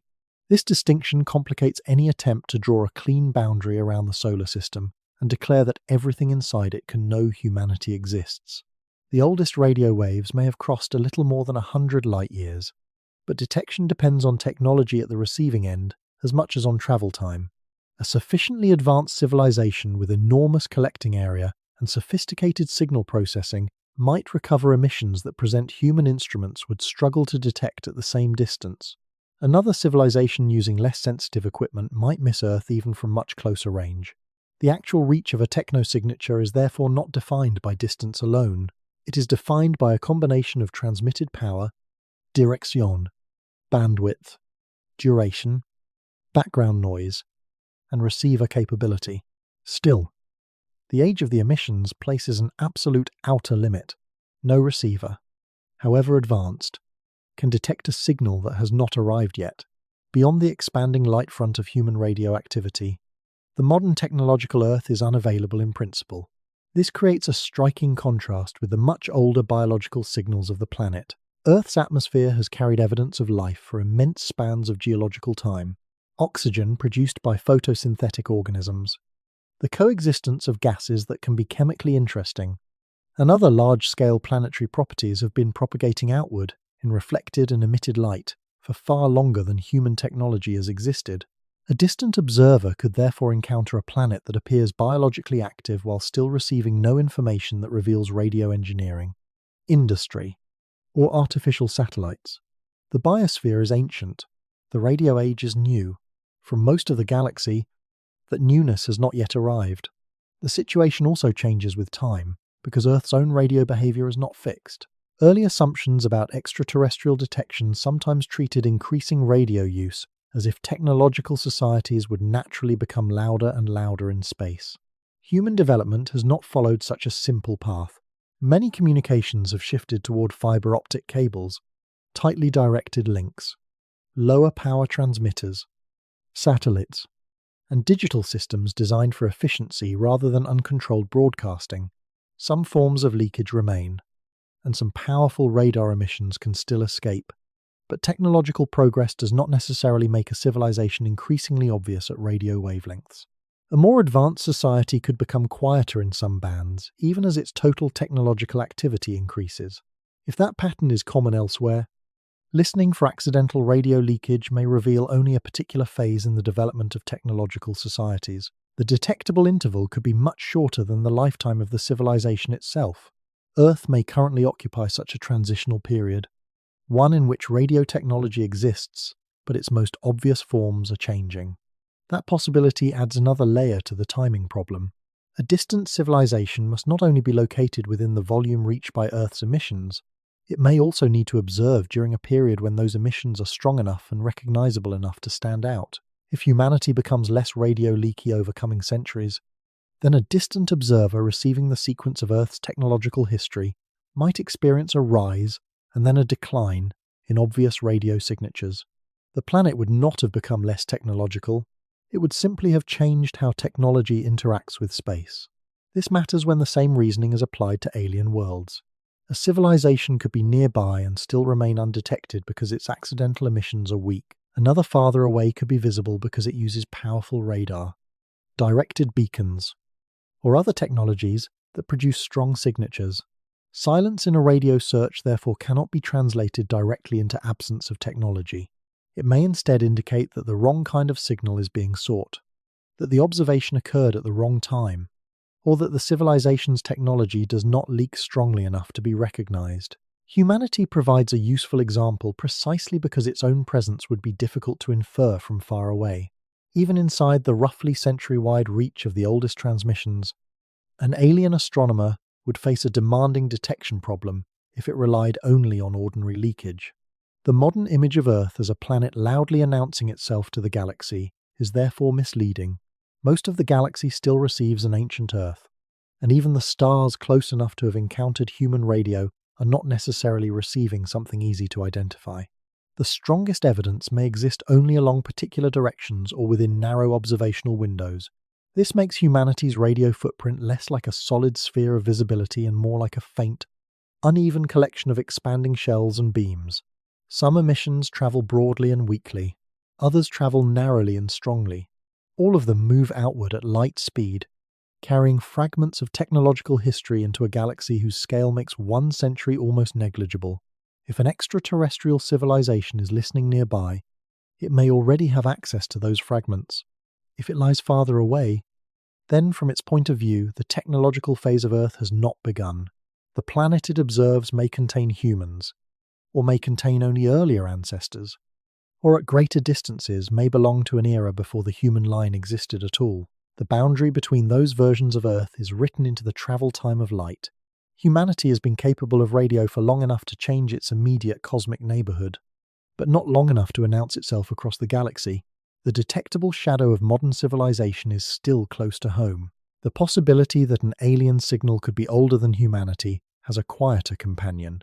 A signal could also be younger than humanity and still have passed Earth long before anyone here knew how to notice it. For almost all of human existence, the planet had no radio telescope.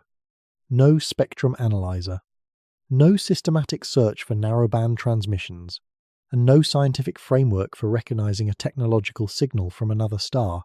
Electromagnetic waves could cross the solar system exactly as they do now, but there was no receiving system capable of identifying a faint artificial pattern against the natural radio sky. A transmission might have reached Earth while early cities were growing, while ancient observatories tracked the motions of planets, while navigators learned the seasonal behavior of stars, or while the first optical telescopes were being built. None of those achievements would have made the signal observable in the form required for modern SETI. Humanity could study visible light from the heavens long before it understood that radio waves were part of the same electromagnetic family. And even after radio technology emerged, the ability to search the sky for extremely weak and unusual signals developed only gradually. This means the effective listening history of the species is extraordinarily short compared with the travel times available across the Milky Way. A signal could spend 10,000 years crossing interstellar space and arrive during a century when no one was monitoring the relevant frequency. It could last for a few minutes, pass through the solar system, continue outward, and leave no trace in human records. Its failure to be detected would not mean the signal was weak enough to disappear, or that the sender never existed. It would mean only that transmission and observation did not overlap. This is one of the most severe forms of the timing problem, because it operates even when the signal reaches exactly the right planet. The receiving civilization must not merely exist, it must possess the right instruments, search the right part of the electromagnetic spectrum, look toward the correct region of sky, and do so while the transmission is present. For a persistent beacon, this requirement is less restrictive. A transmitter operating continuously for centuries or millennia creates many opportunities for discovery. A repeating signal also offers repeated chances, but a brief pulse or a transmission active for only a limited period could be remarkably easy to miss. Earth rotates. Telescopes observe selected targets. Receivers cover finite ranges of frequency. Human interference contaminates some bands. Observation schedules change. Instruments improve and are replaced. Even a technologically mature planet cannot listen everywhere at once. The listening window is therefore not a simple interval beginning with the invention of radio. It is a patchwork of observations, frequencies, sensitivities, and directions that has expanded only recently. The difference between a signal crossing Earth and a signal being recognized by humanity can be enormous. An artificial transmission may physically intersect the planet without producing any meaningful interaction at all. Most radio waves pass through the space around Earth without being collected by a large antenna. Even when some of the radiation enters a receiver, it may be too faint to separate from noise, or may be discarded as interference if its properties are not understood. Detection is an active process. It requires not only incoming energy, but an observing system prepared to identify an unusual pattern and test whether it comes from a distant astronomical source rather than from technology near Earth. That process has become increasingly sophisticated, but its history remains tiny beside the age of the species. This creates a strange asymmetry between what may have happened in the galaxy and what has entered the human record. The Milky Way could, in principle, have carried technological signals across the solar system many times before the first deliberate searches began. Yet those events would be observationally indistinguishable from never having occurred. There is no natural archive on Earth that records every weak radio wave that crossed the planet thousands of years ago. Stone can preserve inscriptions, ice can preserve atmospheric chemistry, sediments can preserve evidence of fires, eruptions, and impacts. A passing radio signal normally leaves nothing comparable. Unless it interacts strongly with matter or is deliberately recorded by a receiver, it continues onward. The absence of an ancient record therefore tells almost nothing about whether ancient transmissions passed by. This is different from searching for material artifacts. A spacecraft, probe, or engineered object that reached the solar system might persist and become available to later observers, depending on its location and survival. A radio pulse offers no such convenience. Its presence at Earth is temporary. Once the wavefront has passed, the information it carried is gone from the local region unless something captured it. That transience makes the beginning of radio astronomy a genuine threshold in human history. Before that threshold, Earth could receive electromagnetic messages without becoming a receiving civilization in any meaningful sense. After it, the possibility of recognition existed, but only within limited technical boundaries. The first searches were narrow compared with what later instruments could examine. Sensitivity improved. Computing made it possible to process larger amounts of data. Observers could search more channels, correct for frequency drift, compare candidate signals, and revisit targets. Programs dedicated to technosignatures widened the range of stars and frequencies under study. Yet even modern searches sample only a small fraction of the combinations that could contain an artificial transmission. Space is large, the spectrum is broad, and possible signal behaviors are numerous. The short duration of the search therefore compounds the incompleteness of the search volume. Humanity has not been listening for a long time, and during the time it has been listening, it has not been listening to everything. This does not imply that signals must have been missed. There is no confirmed evidence that an extraterrestrial technosignature passed Earth before radio astronomy existed. The important point is that such an event is physically compatible with the same light travel delays that make ancient signals possible. A civilization thousands of light years away could have transmitted before the first human city was built, and the signal might have reached Earth centuries ago. Another could have transmitted later and still be traveling now. A third could have sent a long-lived beacon that is already present in the sky but remains below present sensitivity or outside the frequencies most carefully examined. These possibilities occupy different positions in time, yet the human observational record covers only a thin slice of them. This changes how cosmic silence should be interpreted. A lack of confirmed detection during the modern search era does not test every transmission that may ever have crossed Earth's location. It tests only signals accessible to particular instruments during particular observations. The distinction is especially important for brief or rare transmissions. If an alien civilization sends a narrow beam toward Earth once every several thousand years, a search lasting decades could easily fall between visits. If the beam crossed Earth before suitable receivers existed, the opportunity would have been lost without leaving an obvious clue. If the civilization later stopped transmitting, no second chance would necessarily come. The first detectable alien message, then, need not be the first alien message ever to reach Earth. It would only be the first one humanity successfully recognizes. That difference places the history of SETI inside a much larger chronology. The galaxy has existed for billions of years. Technological civilizations remain hypothetical, and humanity's ability to search for their signals occupies only a moment near the present. Any ancient transmission that arrives now is remarkable, partly because its journey happens to intersect this narrow era of technological awareness. It could have reached Earth earlier, when there were no receivers. It could arrive later, after present instruments are gone. Instead, for detection to occur, the path of the signal and the brief history of human listening must cross at the same time. The universe does not preserve every missed opportunity. Some messages, if they were ever sent, may already be beyond Earth, continuing into interstellar space after passing a planet that had not yet learned how to listen. The timing problem begins before a signal is ever transmitted. Two technological civilizations can exist in the same galaxy and still remain effectively invisible to one another if the periods during which they produce detectable signals do not overlap in the right way. Distance introduces delay, but duration determines whether there is anything to receive. A civilization that broadcasts for 1,000 years and then becomes radio quiet may leave an expanding shell of radiation moving through the galaxy long after the transmitters stop. Another civilization can encounter that shell only if it occupies the right region of space at the right time and possesses suitable instruments when the signal arrives. If its listening era begins too early, the message has not reached it yet. If it begins too late, a brief transmission may already have passed. The problem is not simply whether two societies exist during the same broad period of cosmic history.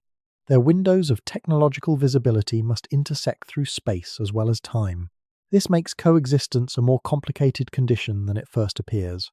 Suppose one civilization becomes capable of interstellar radio communication, transmits for several centuries, and then abandons that technology, thousands of light years away. Another civilization may not develop radio astronomy until long after the first has gone silent. If the light travel delay happens to place the old transmission inside the second civilization's listening era, detection remains possible. In that case, the societies never share a technological present.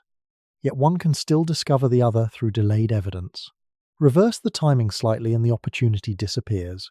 The signal may cross the receiving world before sensitive instruments exist, leaving no record and no second chance unless the transmitter repeats.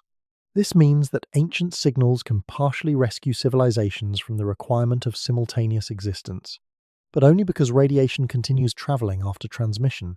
A society can become detectable to another civilization after it has already vanished. The signal acts as a moving extension of its technological history, yet this extension has a finite thickness in space determined by how long the transmission lasted. A beacon active for 1,000 years produces a wavefront, followed by a tail separated by 1,000 light-years. Any world crossing that shell can, in principle, detect the transmission during a corresponding 1,000-year interval. A short pulse creates an almost vanishingly thin opportunity by comparison. Duration therefore becomes as important as power. A strong signal that lasts only seconds may be easier to detect when observed, but much easier to miss in time. A weaker beacon transmitting continuously for millennia may create a much larger chance of coincidence between sender and receiver. The same principle applies to technological phases more broadly. Civilizations may not remain detectable in the same way throughout their existence. Humanity has already moved through different radio behaviors in little more than a century, and future technology may alter that visibility further. Another society might use powerful radio for only a small fraction of its history, before shifting toward communication methods that leak less energy into space. It might deliberately build beacons, or it might never do so. It might produce industrial atmospheric signatures for a long interval while generating almost no artificial radio detectable at interstellar distances. A technological civilization is therefore not a single unchanging target. It is a sequence of detectable and less detectable phases, each with its own duration and observational signature. The receiving civilization also changes. Its telescopes improve, its observing priorities shift, and its ability to distinguish artificial patterns from natural phenomena can expand or contract. Contact depends on the intersection of these changing histories. This temporal structure forms part of the broader difficulty behind the Fermi paradox. The tension between the apparent abundance of potentially habitable environments and the absence, so far, of confirmed evidence for extraterrestrial technological civilizations. The paradox has no single accepted solution, and the timing problem is only one possible contributor. Even if technological societies arise repeatedly, they may be separated not just by distance but by epochs. The Milky Way is billions of years old. Human technological civilization occupies only the thinnest recent interval within that history. If another civilization became detectable 1 million years ago, remained so for 10,000 years, and then disappeared, its technological phase could be completely disconnected from humanity's own. Some of its radiation might still be moving through distant regions of the galaxy, but whether any of it reaches Earth during the modern search era depends on where the civilization was located, where its signals were directed, and when they were emitted. A civilization can therefore be common in a geological sense and rare in an observational sense. If technological phases are brief compared with the age of the galaxy, then many societies could rise and fall without ever sharing a useful communications window. The longer such civilizations remain detectable, the greater the chance that their signals overlap with another society capable of noticing them. Longevity does not guarantee contact, but it increases the number of opportunities. This is one reason estimates of civilization lifetime appear in discussions related to the Drake equation, which organizes several factors that affect how many communicative civilizations might exist in the galaxy. The uncertain duration of detectable technological activity strongly influences the result. A galaxy in which civilizations remain visible for millions of years would offer very different prospects from one in which most detectable phases last only centuries. Yet no empirical distribution exists from which to choose between those possibilities. Humanity has only its own short technological history, and even that example has not lasted long enough to reveal whether technological societies usually stabilize, transform, spread, retreat, or disappear. The uncertainty extends beyond survival. A civilization may persist while becoming observationally quiet. It may cease broad radio transmission but continue using narrow beams. It may move activity away from planetary surfaces, reducing atmospheric signs while increasing other technosignatures. It may deliberately avoid broadcasting. It may lose interest in interstellar communication without losing technological capability. Silence cannot distinguish among these possibilities. From Earth, the absence of a signal at a particular moment tells little about what existed there before, or what may exist there after the light currently arriving was emitted.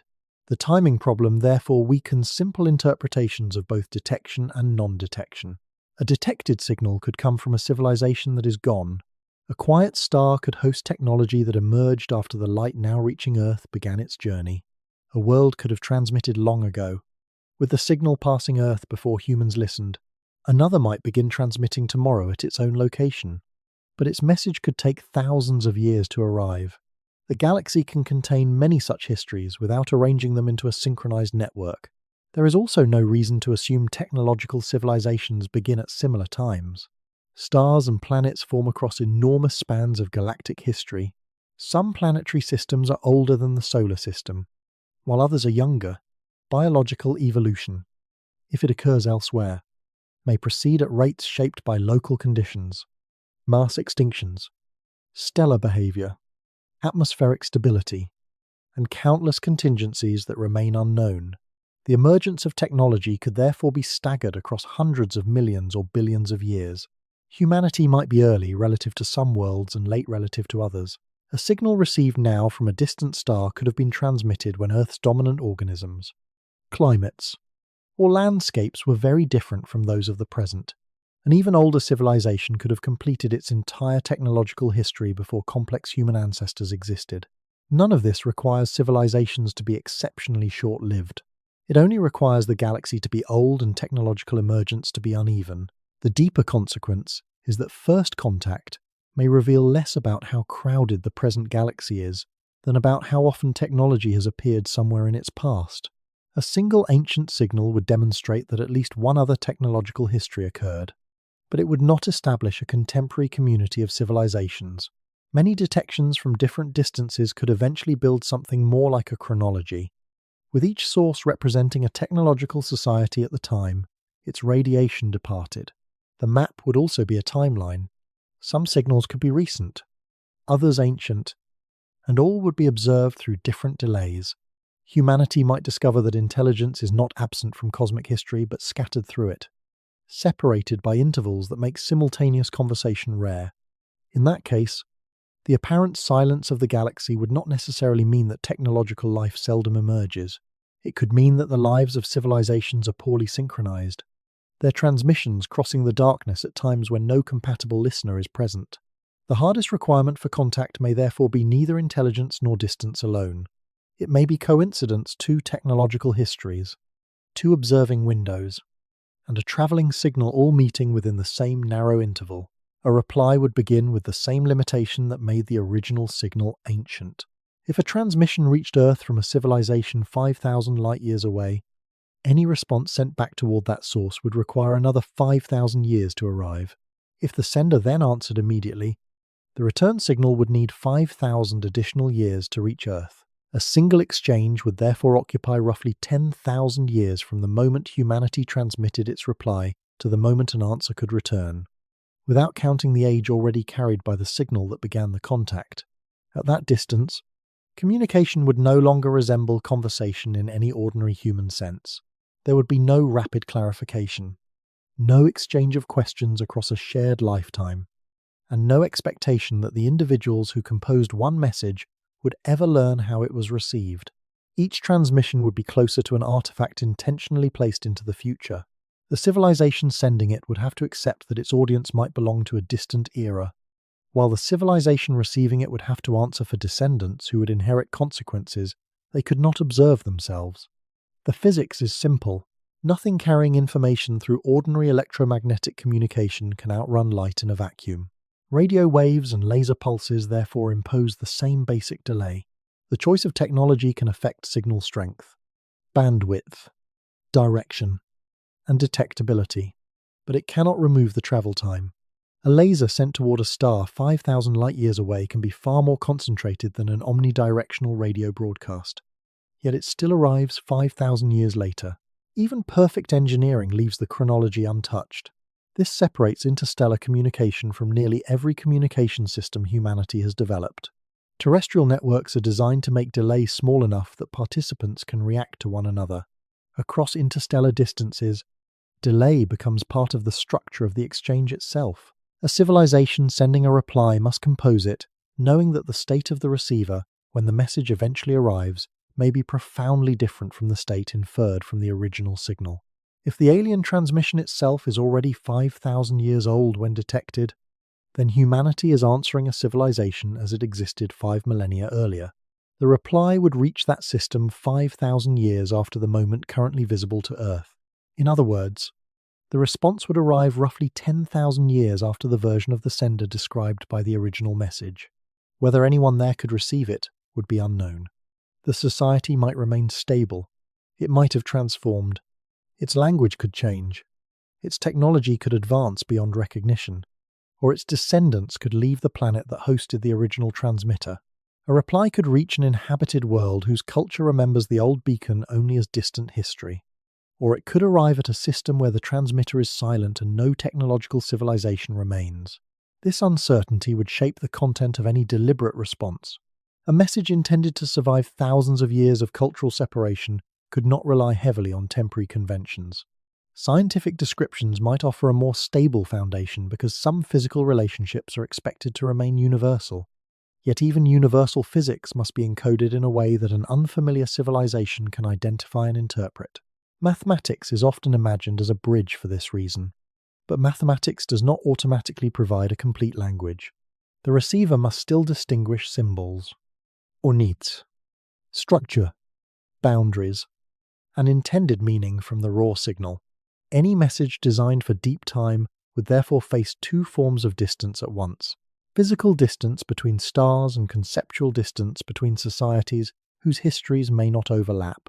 The question of whether humanity should reply would also become inseparable from the question of who is authorized to speak across such timescales. A transmission that requires thousands of years to arrive cannot function like a message sent by one government, institution, or generation for immediate purposes. Those institutions may no longer exist when the signal reaches its destination.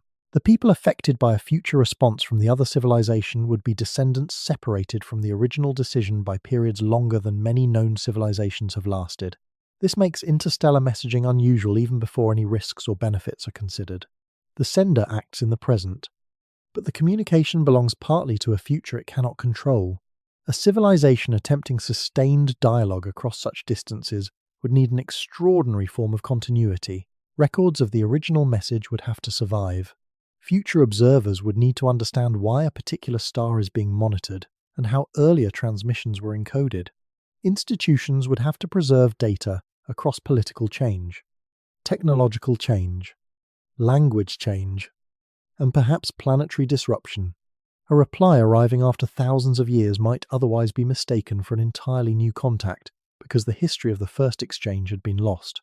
Humanity has archives spanning centuries and some written records spanning millennia, but maintaining an active communications project for 10,000 years would demand a level of continuity that no scientific program has demonstrated. It might be possible to design durable archives, distribute records across many locations, and continually translate the project into newer technologies. But the challenge would be cultural as much as technical. Each generation would need to preserve an obligation whose payoff lies beyond its own lifetime. At shorter distances, the situation becomes less extreme but remains unfamiliar. A civilization 10 light-years away would impose a round-trip delay of roughly 20 years. That interval could still allow some participants to witness multiple stages of an exchange, though each question and answer would require patience measured in decades. At 50 light-years, a round trip approaches a century. At hundreds of light-years, the exchange moves beyond individual lifetimes. At thousands, it moves beyond historical eras. The meaning of reply therefore changes gradually with distance. Nearby contact could resemble extremely slow correspondence. Distant contact would resemble communication between epochs. This distinction might affect how civilizations choose targets. A society seeking actual exchange rather than simple announcement could favor nearby stars because shorter delays make interaction more practical. A society interested mainly in leaving evidence of its existence might care less about response time and transmit toward much larger regions of the galaxy. A beacon could function as a statement rather than an invitation to dialogue. It might say, in effect, that technology existed here at this time, without any expectation that the builders would receive an answer. Such a transmission would resemble a monument constructed from electromagnetic radiation, except that the monument moves outward rather than remaining at the place where it was made. If humanity received something like that, replying could still have meaning even if no response were expected. The act would mark Earth's own existence for whatever observers occupy the source system in the future. Yet the reply would not correct the fundamental asymmetry. Humanity would know the sender only through ancient evidence, while the recipient would eventually know humanity through an equally delayed answer. Each side would encounter the other through historical layers. There is also the possibility that a sufficiently advanced civilization could anticipate these delays and design messages accordingly. Instead of asking questions that require immediate answers, it might send large bodies of information intended to be useful without further interaction. A transmission could explain its encoding methods progressively, describe its source system, provide scientific knowledge, or preserve records of the civilization itself. Such a message would treat interstellar communication less as conversation and more as one-way cultural transmission across deep time. Humanity's reply might take the same form. The most useful response could be something designed to remain intelligible, even if it arrives after the civilization that first transmitted has changed completely. In that sense, distance could encourage messages that are broader, slower, and more archival than ordinary communication. The first alien signal might therefore force a redefinition of what contact means. Confirmation of an artificial source could occur in a single observing campaign, but exchange would unfold on a timescale determined by astronomy rather than human expectation. At 5,000 light-years, the decision to answer would begin a process whose next visible stage could lie 10,000 years beyond the version of the alien civilization first detected. The response might reach descendants, machines, successors, or an empty system humanity would have no way to know before transmitting. A reply would therefore be both communication and inheritance, sent not only across space, but into a future that neither side can directly observe. Interstellar conversation, at sufficient distance, becomes less a sequence of voices answering one another than a chain of civilizations, leaving messages for whoever still exists when the light finally arrives. SETI searches do not begin with the assumption that an extraterrestrial civilization will send a greeting in a form humanity immediately understands. The practical task is narrower and more cautious. Identify signals or patterns that are difficult to explain through known natural processes. Then test them repeatedly until ordinary explanations have been exhausted. Among the most familiar targets are narrowband radio signals, because natural astronomical sources usually spread their radio energy across broader ranges of frequency, while engineered transmitters can concentrate power into extremely narrow channels.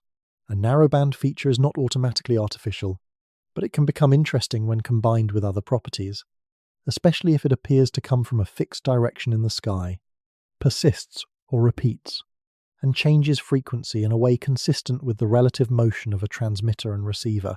A signal emitted from the surface of a rotating planet, for example, could show a slow drift in frequency as the planet spins and moves through its orbit.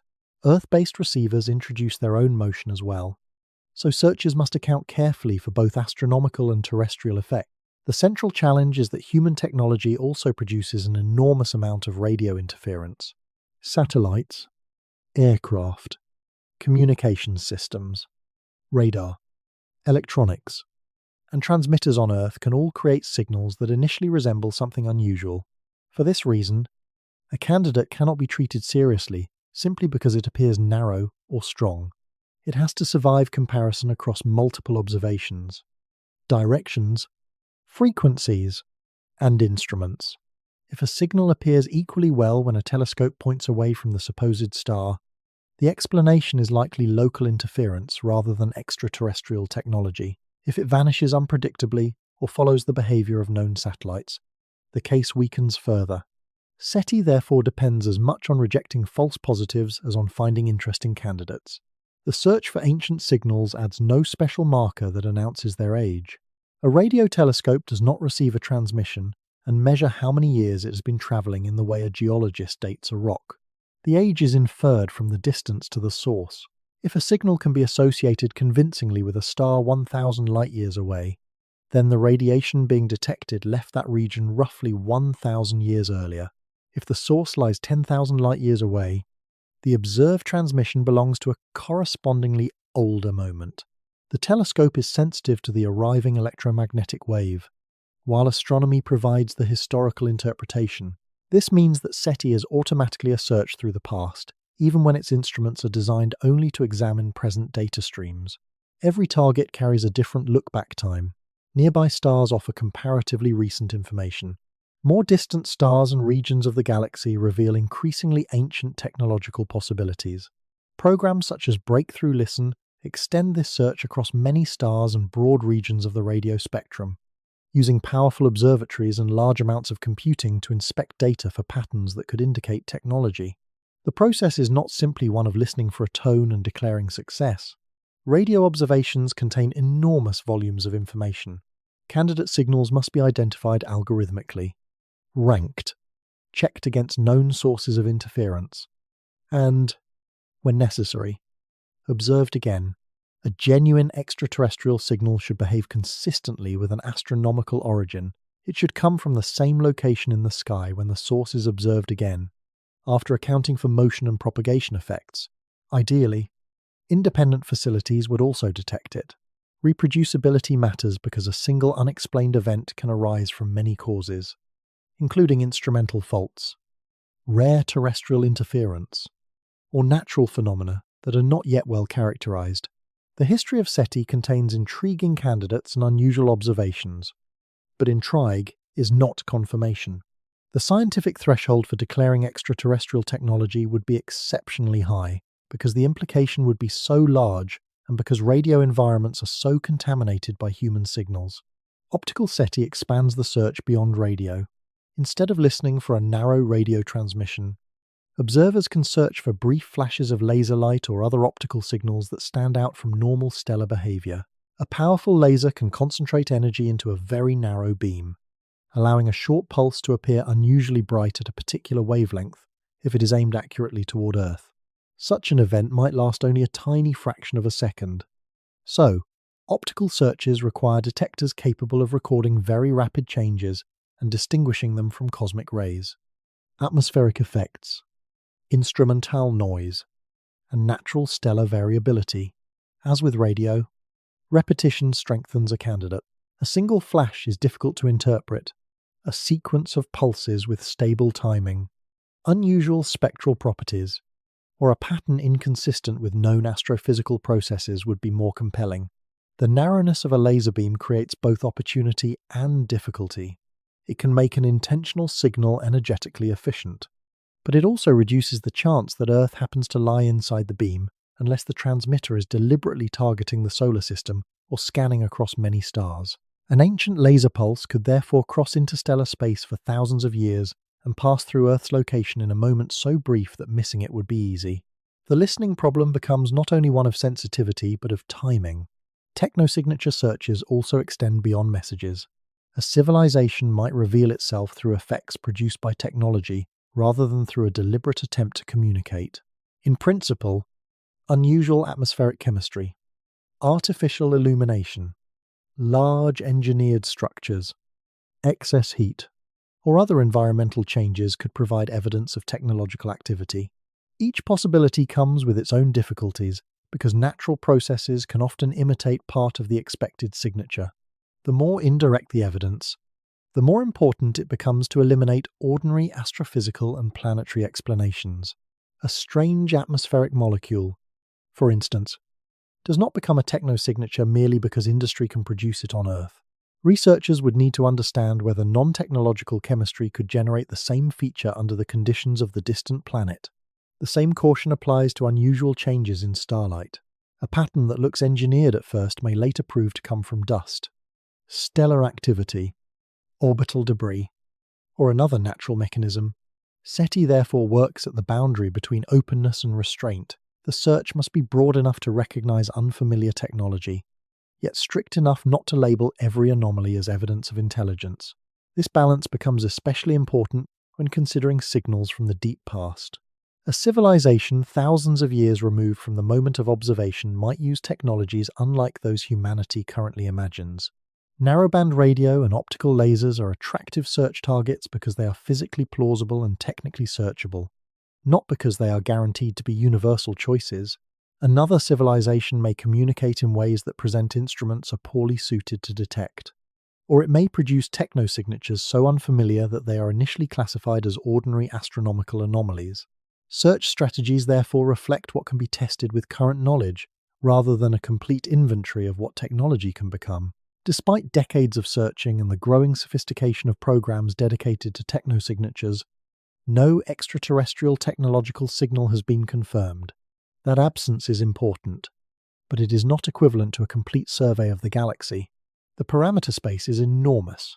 Stars number in the hundreds of billions. The radio spectrum spans vast ranges of frequency.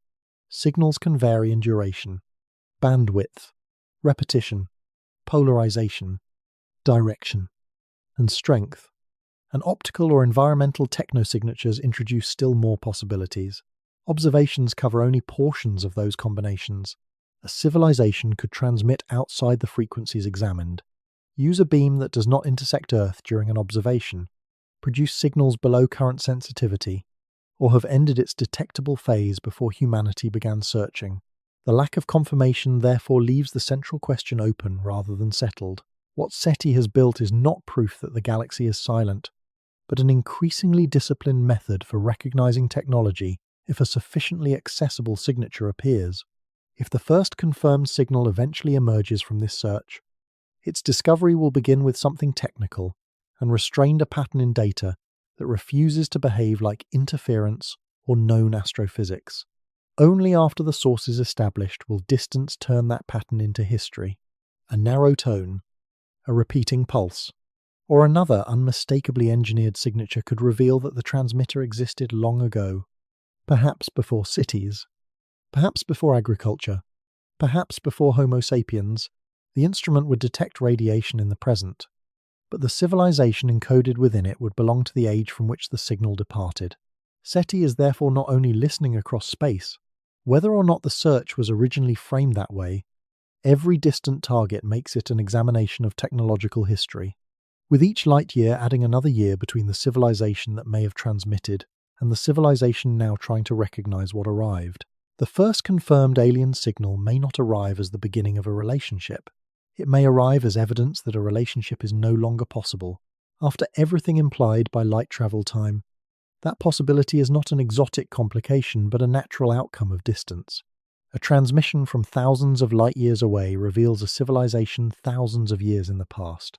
A transmission from beyond the Milky Way could reveal technology from a period older than Homo sapiens. In either case, the message can survive even if the society behind it does not. The signal may therefore function less like a greeting and more like an electromagnetic fossil, a trace of intelligence preserved, not in stone or metal, but in radiation still moving through space. The comparison has limits, because a fossil remains where an organism once lived while a signal leaves its place of origin and continues outward. Yet both preserve evidence of an earlier state that may no longer exist. A narrowband radio transmission, a repeating laser pulse, or another unmistakably artificial technosignature could tell humanity that someone built a machine, chose a method, and caused energy to leave a distant world in an engineered form.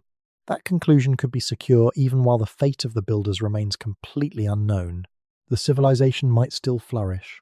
It might have changed beyond recognition. It might have moved away from its original planet, merged with its technology, abandoned the transmitter, or disappeared through causes that the signal itself does not record. Once the radiation is in transit, later events at the source cannot alter what has already left. The message becomes detached from the future of its makers. This is what gives ancient first contact its strange asymmetry. The receiving civilization can discover that intelligence existed elsewhere without discovering whether it exists there now. In ordinary archaeology, the separation between evidence and living continuity is familiar. A ruin does not imply that the society that built it still survives. An inscription may preserve thought long after the language that formed it has changed or vanished. A technological signal could create the same intellectual condition on a much larger scale. Researchers might be able to infer the location of the source, estimate when the transmission departed, measure its frequency structure, identify deliberate modulation, and perhaps decode information about the sender's environment or knowledge. The more informative the signal becomes, the more vividly the civilization could be reconstructed. Yet vivid reconstruction would still belong to the past. A detailed archive transmitted across 20,000 light-years could tell humanity far more about its makers than is known about many ancient societies on Earth. But every bit of that knowledge would describe them as they were 20,000 years earlier. The paradox is that a message can feel personal while remaining historically remote. If it contains mathematics, maps, image, descriptions of biology, or records of cultural history, the senders may seem present in the act of interpretation. Their decisions would be visible in the structure of the transmission. Their intelligence would be active inside the information, but the physical source could have been silent for millennia. This distinction may shape the emotional meaning of first contact more strongly than the simple fact of detection. For centuries, speculation about extraterrestrial intelligence has often focused on the question of whether humanity is alone. A verified technosignature would answer one version of that question by demonstrating that technological intelligence arose elsewhere. It would not automatically answer the more immediate question of whether humanity shares the present galaxy with another active technological society. The first discovery could prove that the universe has produced another intelligence while simultaneously revealing that the only known example beyond Earth belongs to deep history. That outcome would not make the discovery empty. It would make it archaeological. The signal would still transform biology, astronomy, philosophy, and the study of technological evolution, because it would establish that the path from matter to life, to intelligence, to technology occurred more than once. Even if the sender were gone, the fact that it ever existed would remain. A single artificial transmission would demonstrate that the human sequence is not unique in principle. It would show that somewhere else, under different stars and different planetary conditions, natural processes produced beings capable of engineering electromagnetic signals detectable across interstellar space. The consequences of that proof would survive regardless of whether a reply could be received. At the same time, the absence of a living sender would leave the most compelling questions unresolved. How long did the civilization survive after transmission? Did it continue to develop? Did it encounter other civilizations? Did it spread beyond its home system? Did it choose silence? Did a natural disaster end it? Or did its descendants simply stop producing the type of technosignature? Humanity knows how to detect. A signal may contain partial answers if it was designed as a record, but no message can describe events that occurred after it was sent. The invisible future of the source would remain inaccessible until later radiation arrives. And if no later radiation was produced, the record would simply end. A sequence of signals could make this even more haunting scientifically without requiring any dramatic interpretation. Imagine a beacon detected from a distant system, followed over years as Earth receives consecutive portions of its transmitted history. The pattern might change. New information might appear. The signal might weaken or stop. Observers would be watching a past technological era unfold in real time at the receiver, while knowing that the events themselves happened thousands of years earlier. If the transmission ceased, the silence would arrive late too. Earth would experience the end of the observable record long after the actual cause had occurred. Even then, extinction could not be assumed. The civilization might have changed communication methods, or redirected its beam. Scientific caution would remain necessary all the way to the final absence. This is why the phrase ghost civilization is useful only as a possibility, not a conclusion. A distant signal does not prove that its makers are dead. It proves that the evidence is old. The larger the light travel time, the greater the interval in which survival becomes uncertain. A civilization stable for 1,000,000 years might easily outlive a signal delayed by 20,000 years. Another might remain detectable for only a few centuries. With no confirmed extraterrestrial examples, there is no reliable lifetime distribution to apply. The first signal would therefore arrive without a statistical guide to the fate of its source. Its age would be measurable. Its survival status might not be Yet even that uncertainty changes the image of the galaxy. Instead of asking only how many civilizations exist now, it becomes necessary to ask how many have existed, how long their detectable phases lasted, how far their signals have travelled, and where those signals are at this moment. The Milky Way could contain electromagnetic remnants from technological episodes that ended long ago, shells and beams moving outward through regions where the original transmitters are silent. Some may never intersect Earth. Some may be too faint to detect. Some, if they exist, may have crossed the solar system before anyone listened. Others may not arrive for thousands of years. The present sky could therefore contain technological history distributed through distance, with every detection revealing not simply a location but an era. First contact under those conditions would be less like opening a door and more like recovering a page from a history whose later chapters are missing. The page could still be enough. It could contain the first independent proof that intelligence capable of technology is not confined to Earth. It could establish that the universe has already produced at least one other society able to reach beyond its own world with information. And because the message would arrive after crossing years, centuries, millennia, or more, the discovery would immediately carry a second lesson. Evidence can survive longer than the moment that created it. Humanity might finally know that it is not the only technological intelligence ever to have existed while remaining uncertain whether anyone is still there to know that humanity exists in return. The first alien signal could therefore be both announcement and relic, a sign of company in cosmic history and perhaps of absence in the present.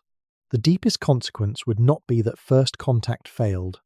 It would be that contact, across enough distance, was always partly an encounter with time. In the end, the oldest message humanity may ever receive could arrive without urgency.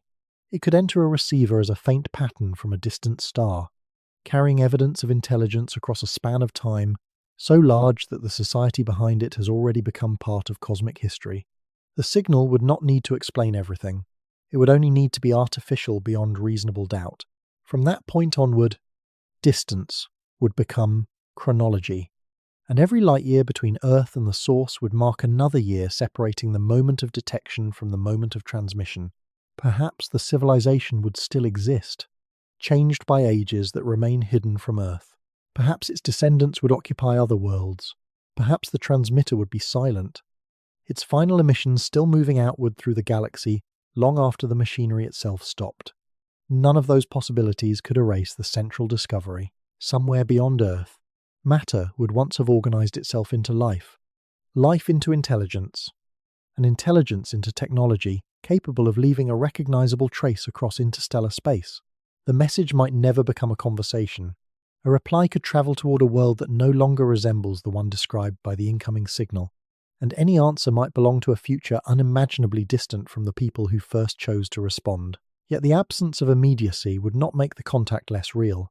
It would simply reveal the universe on its own terms, where separation in space is also separation in time, and where knowledge often arrives long after the event that created it. The first alien signal could therefore be less like a voice calling from the present, and more like a quiet surviving light from another history. And even if nothing ever answers again, the silence afterward would no longer mean what it once did.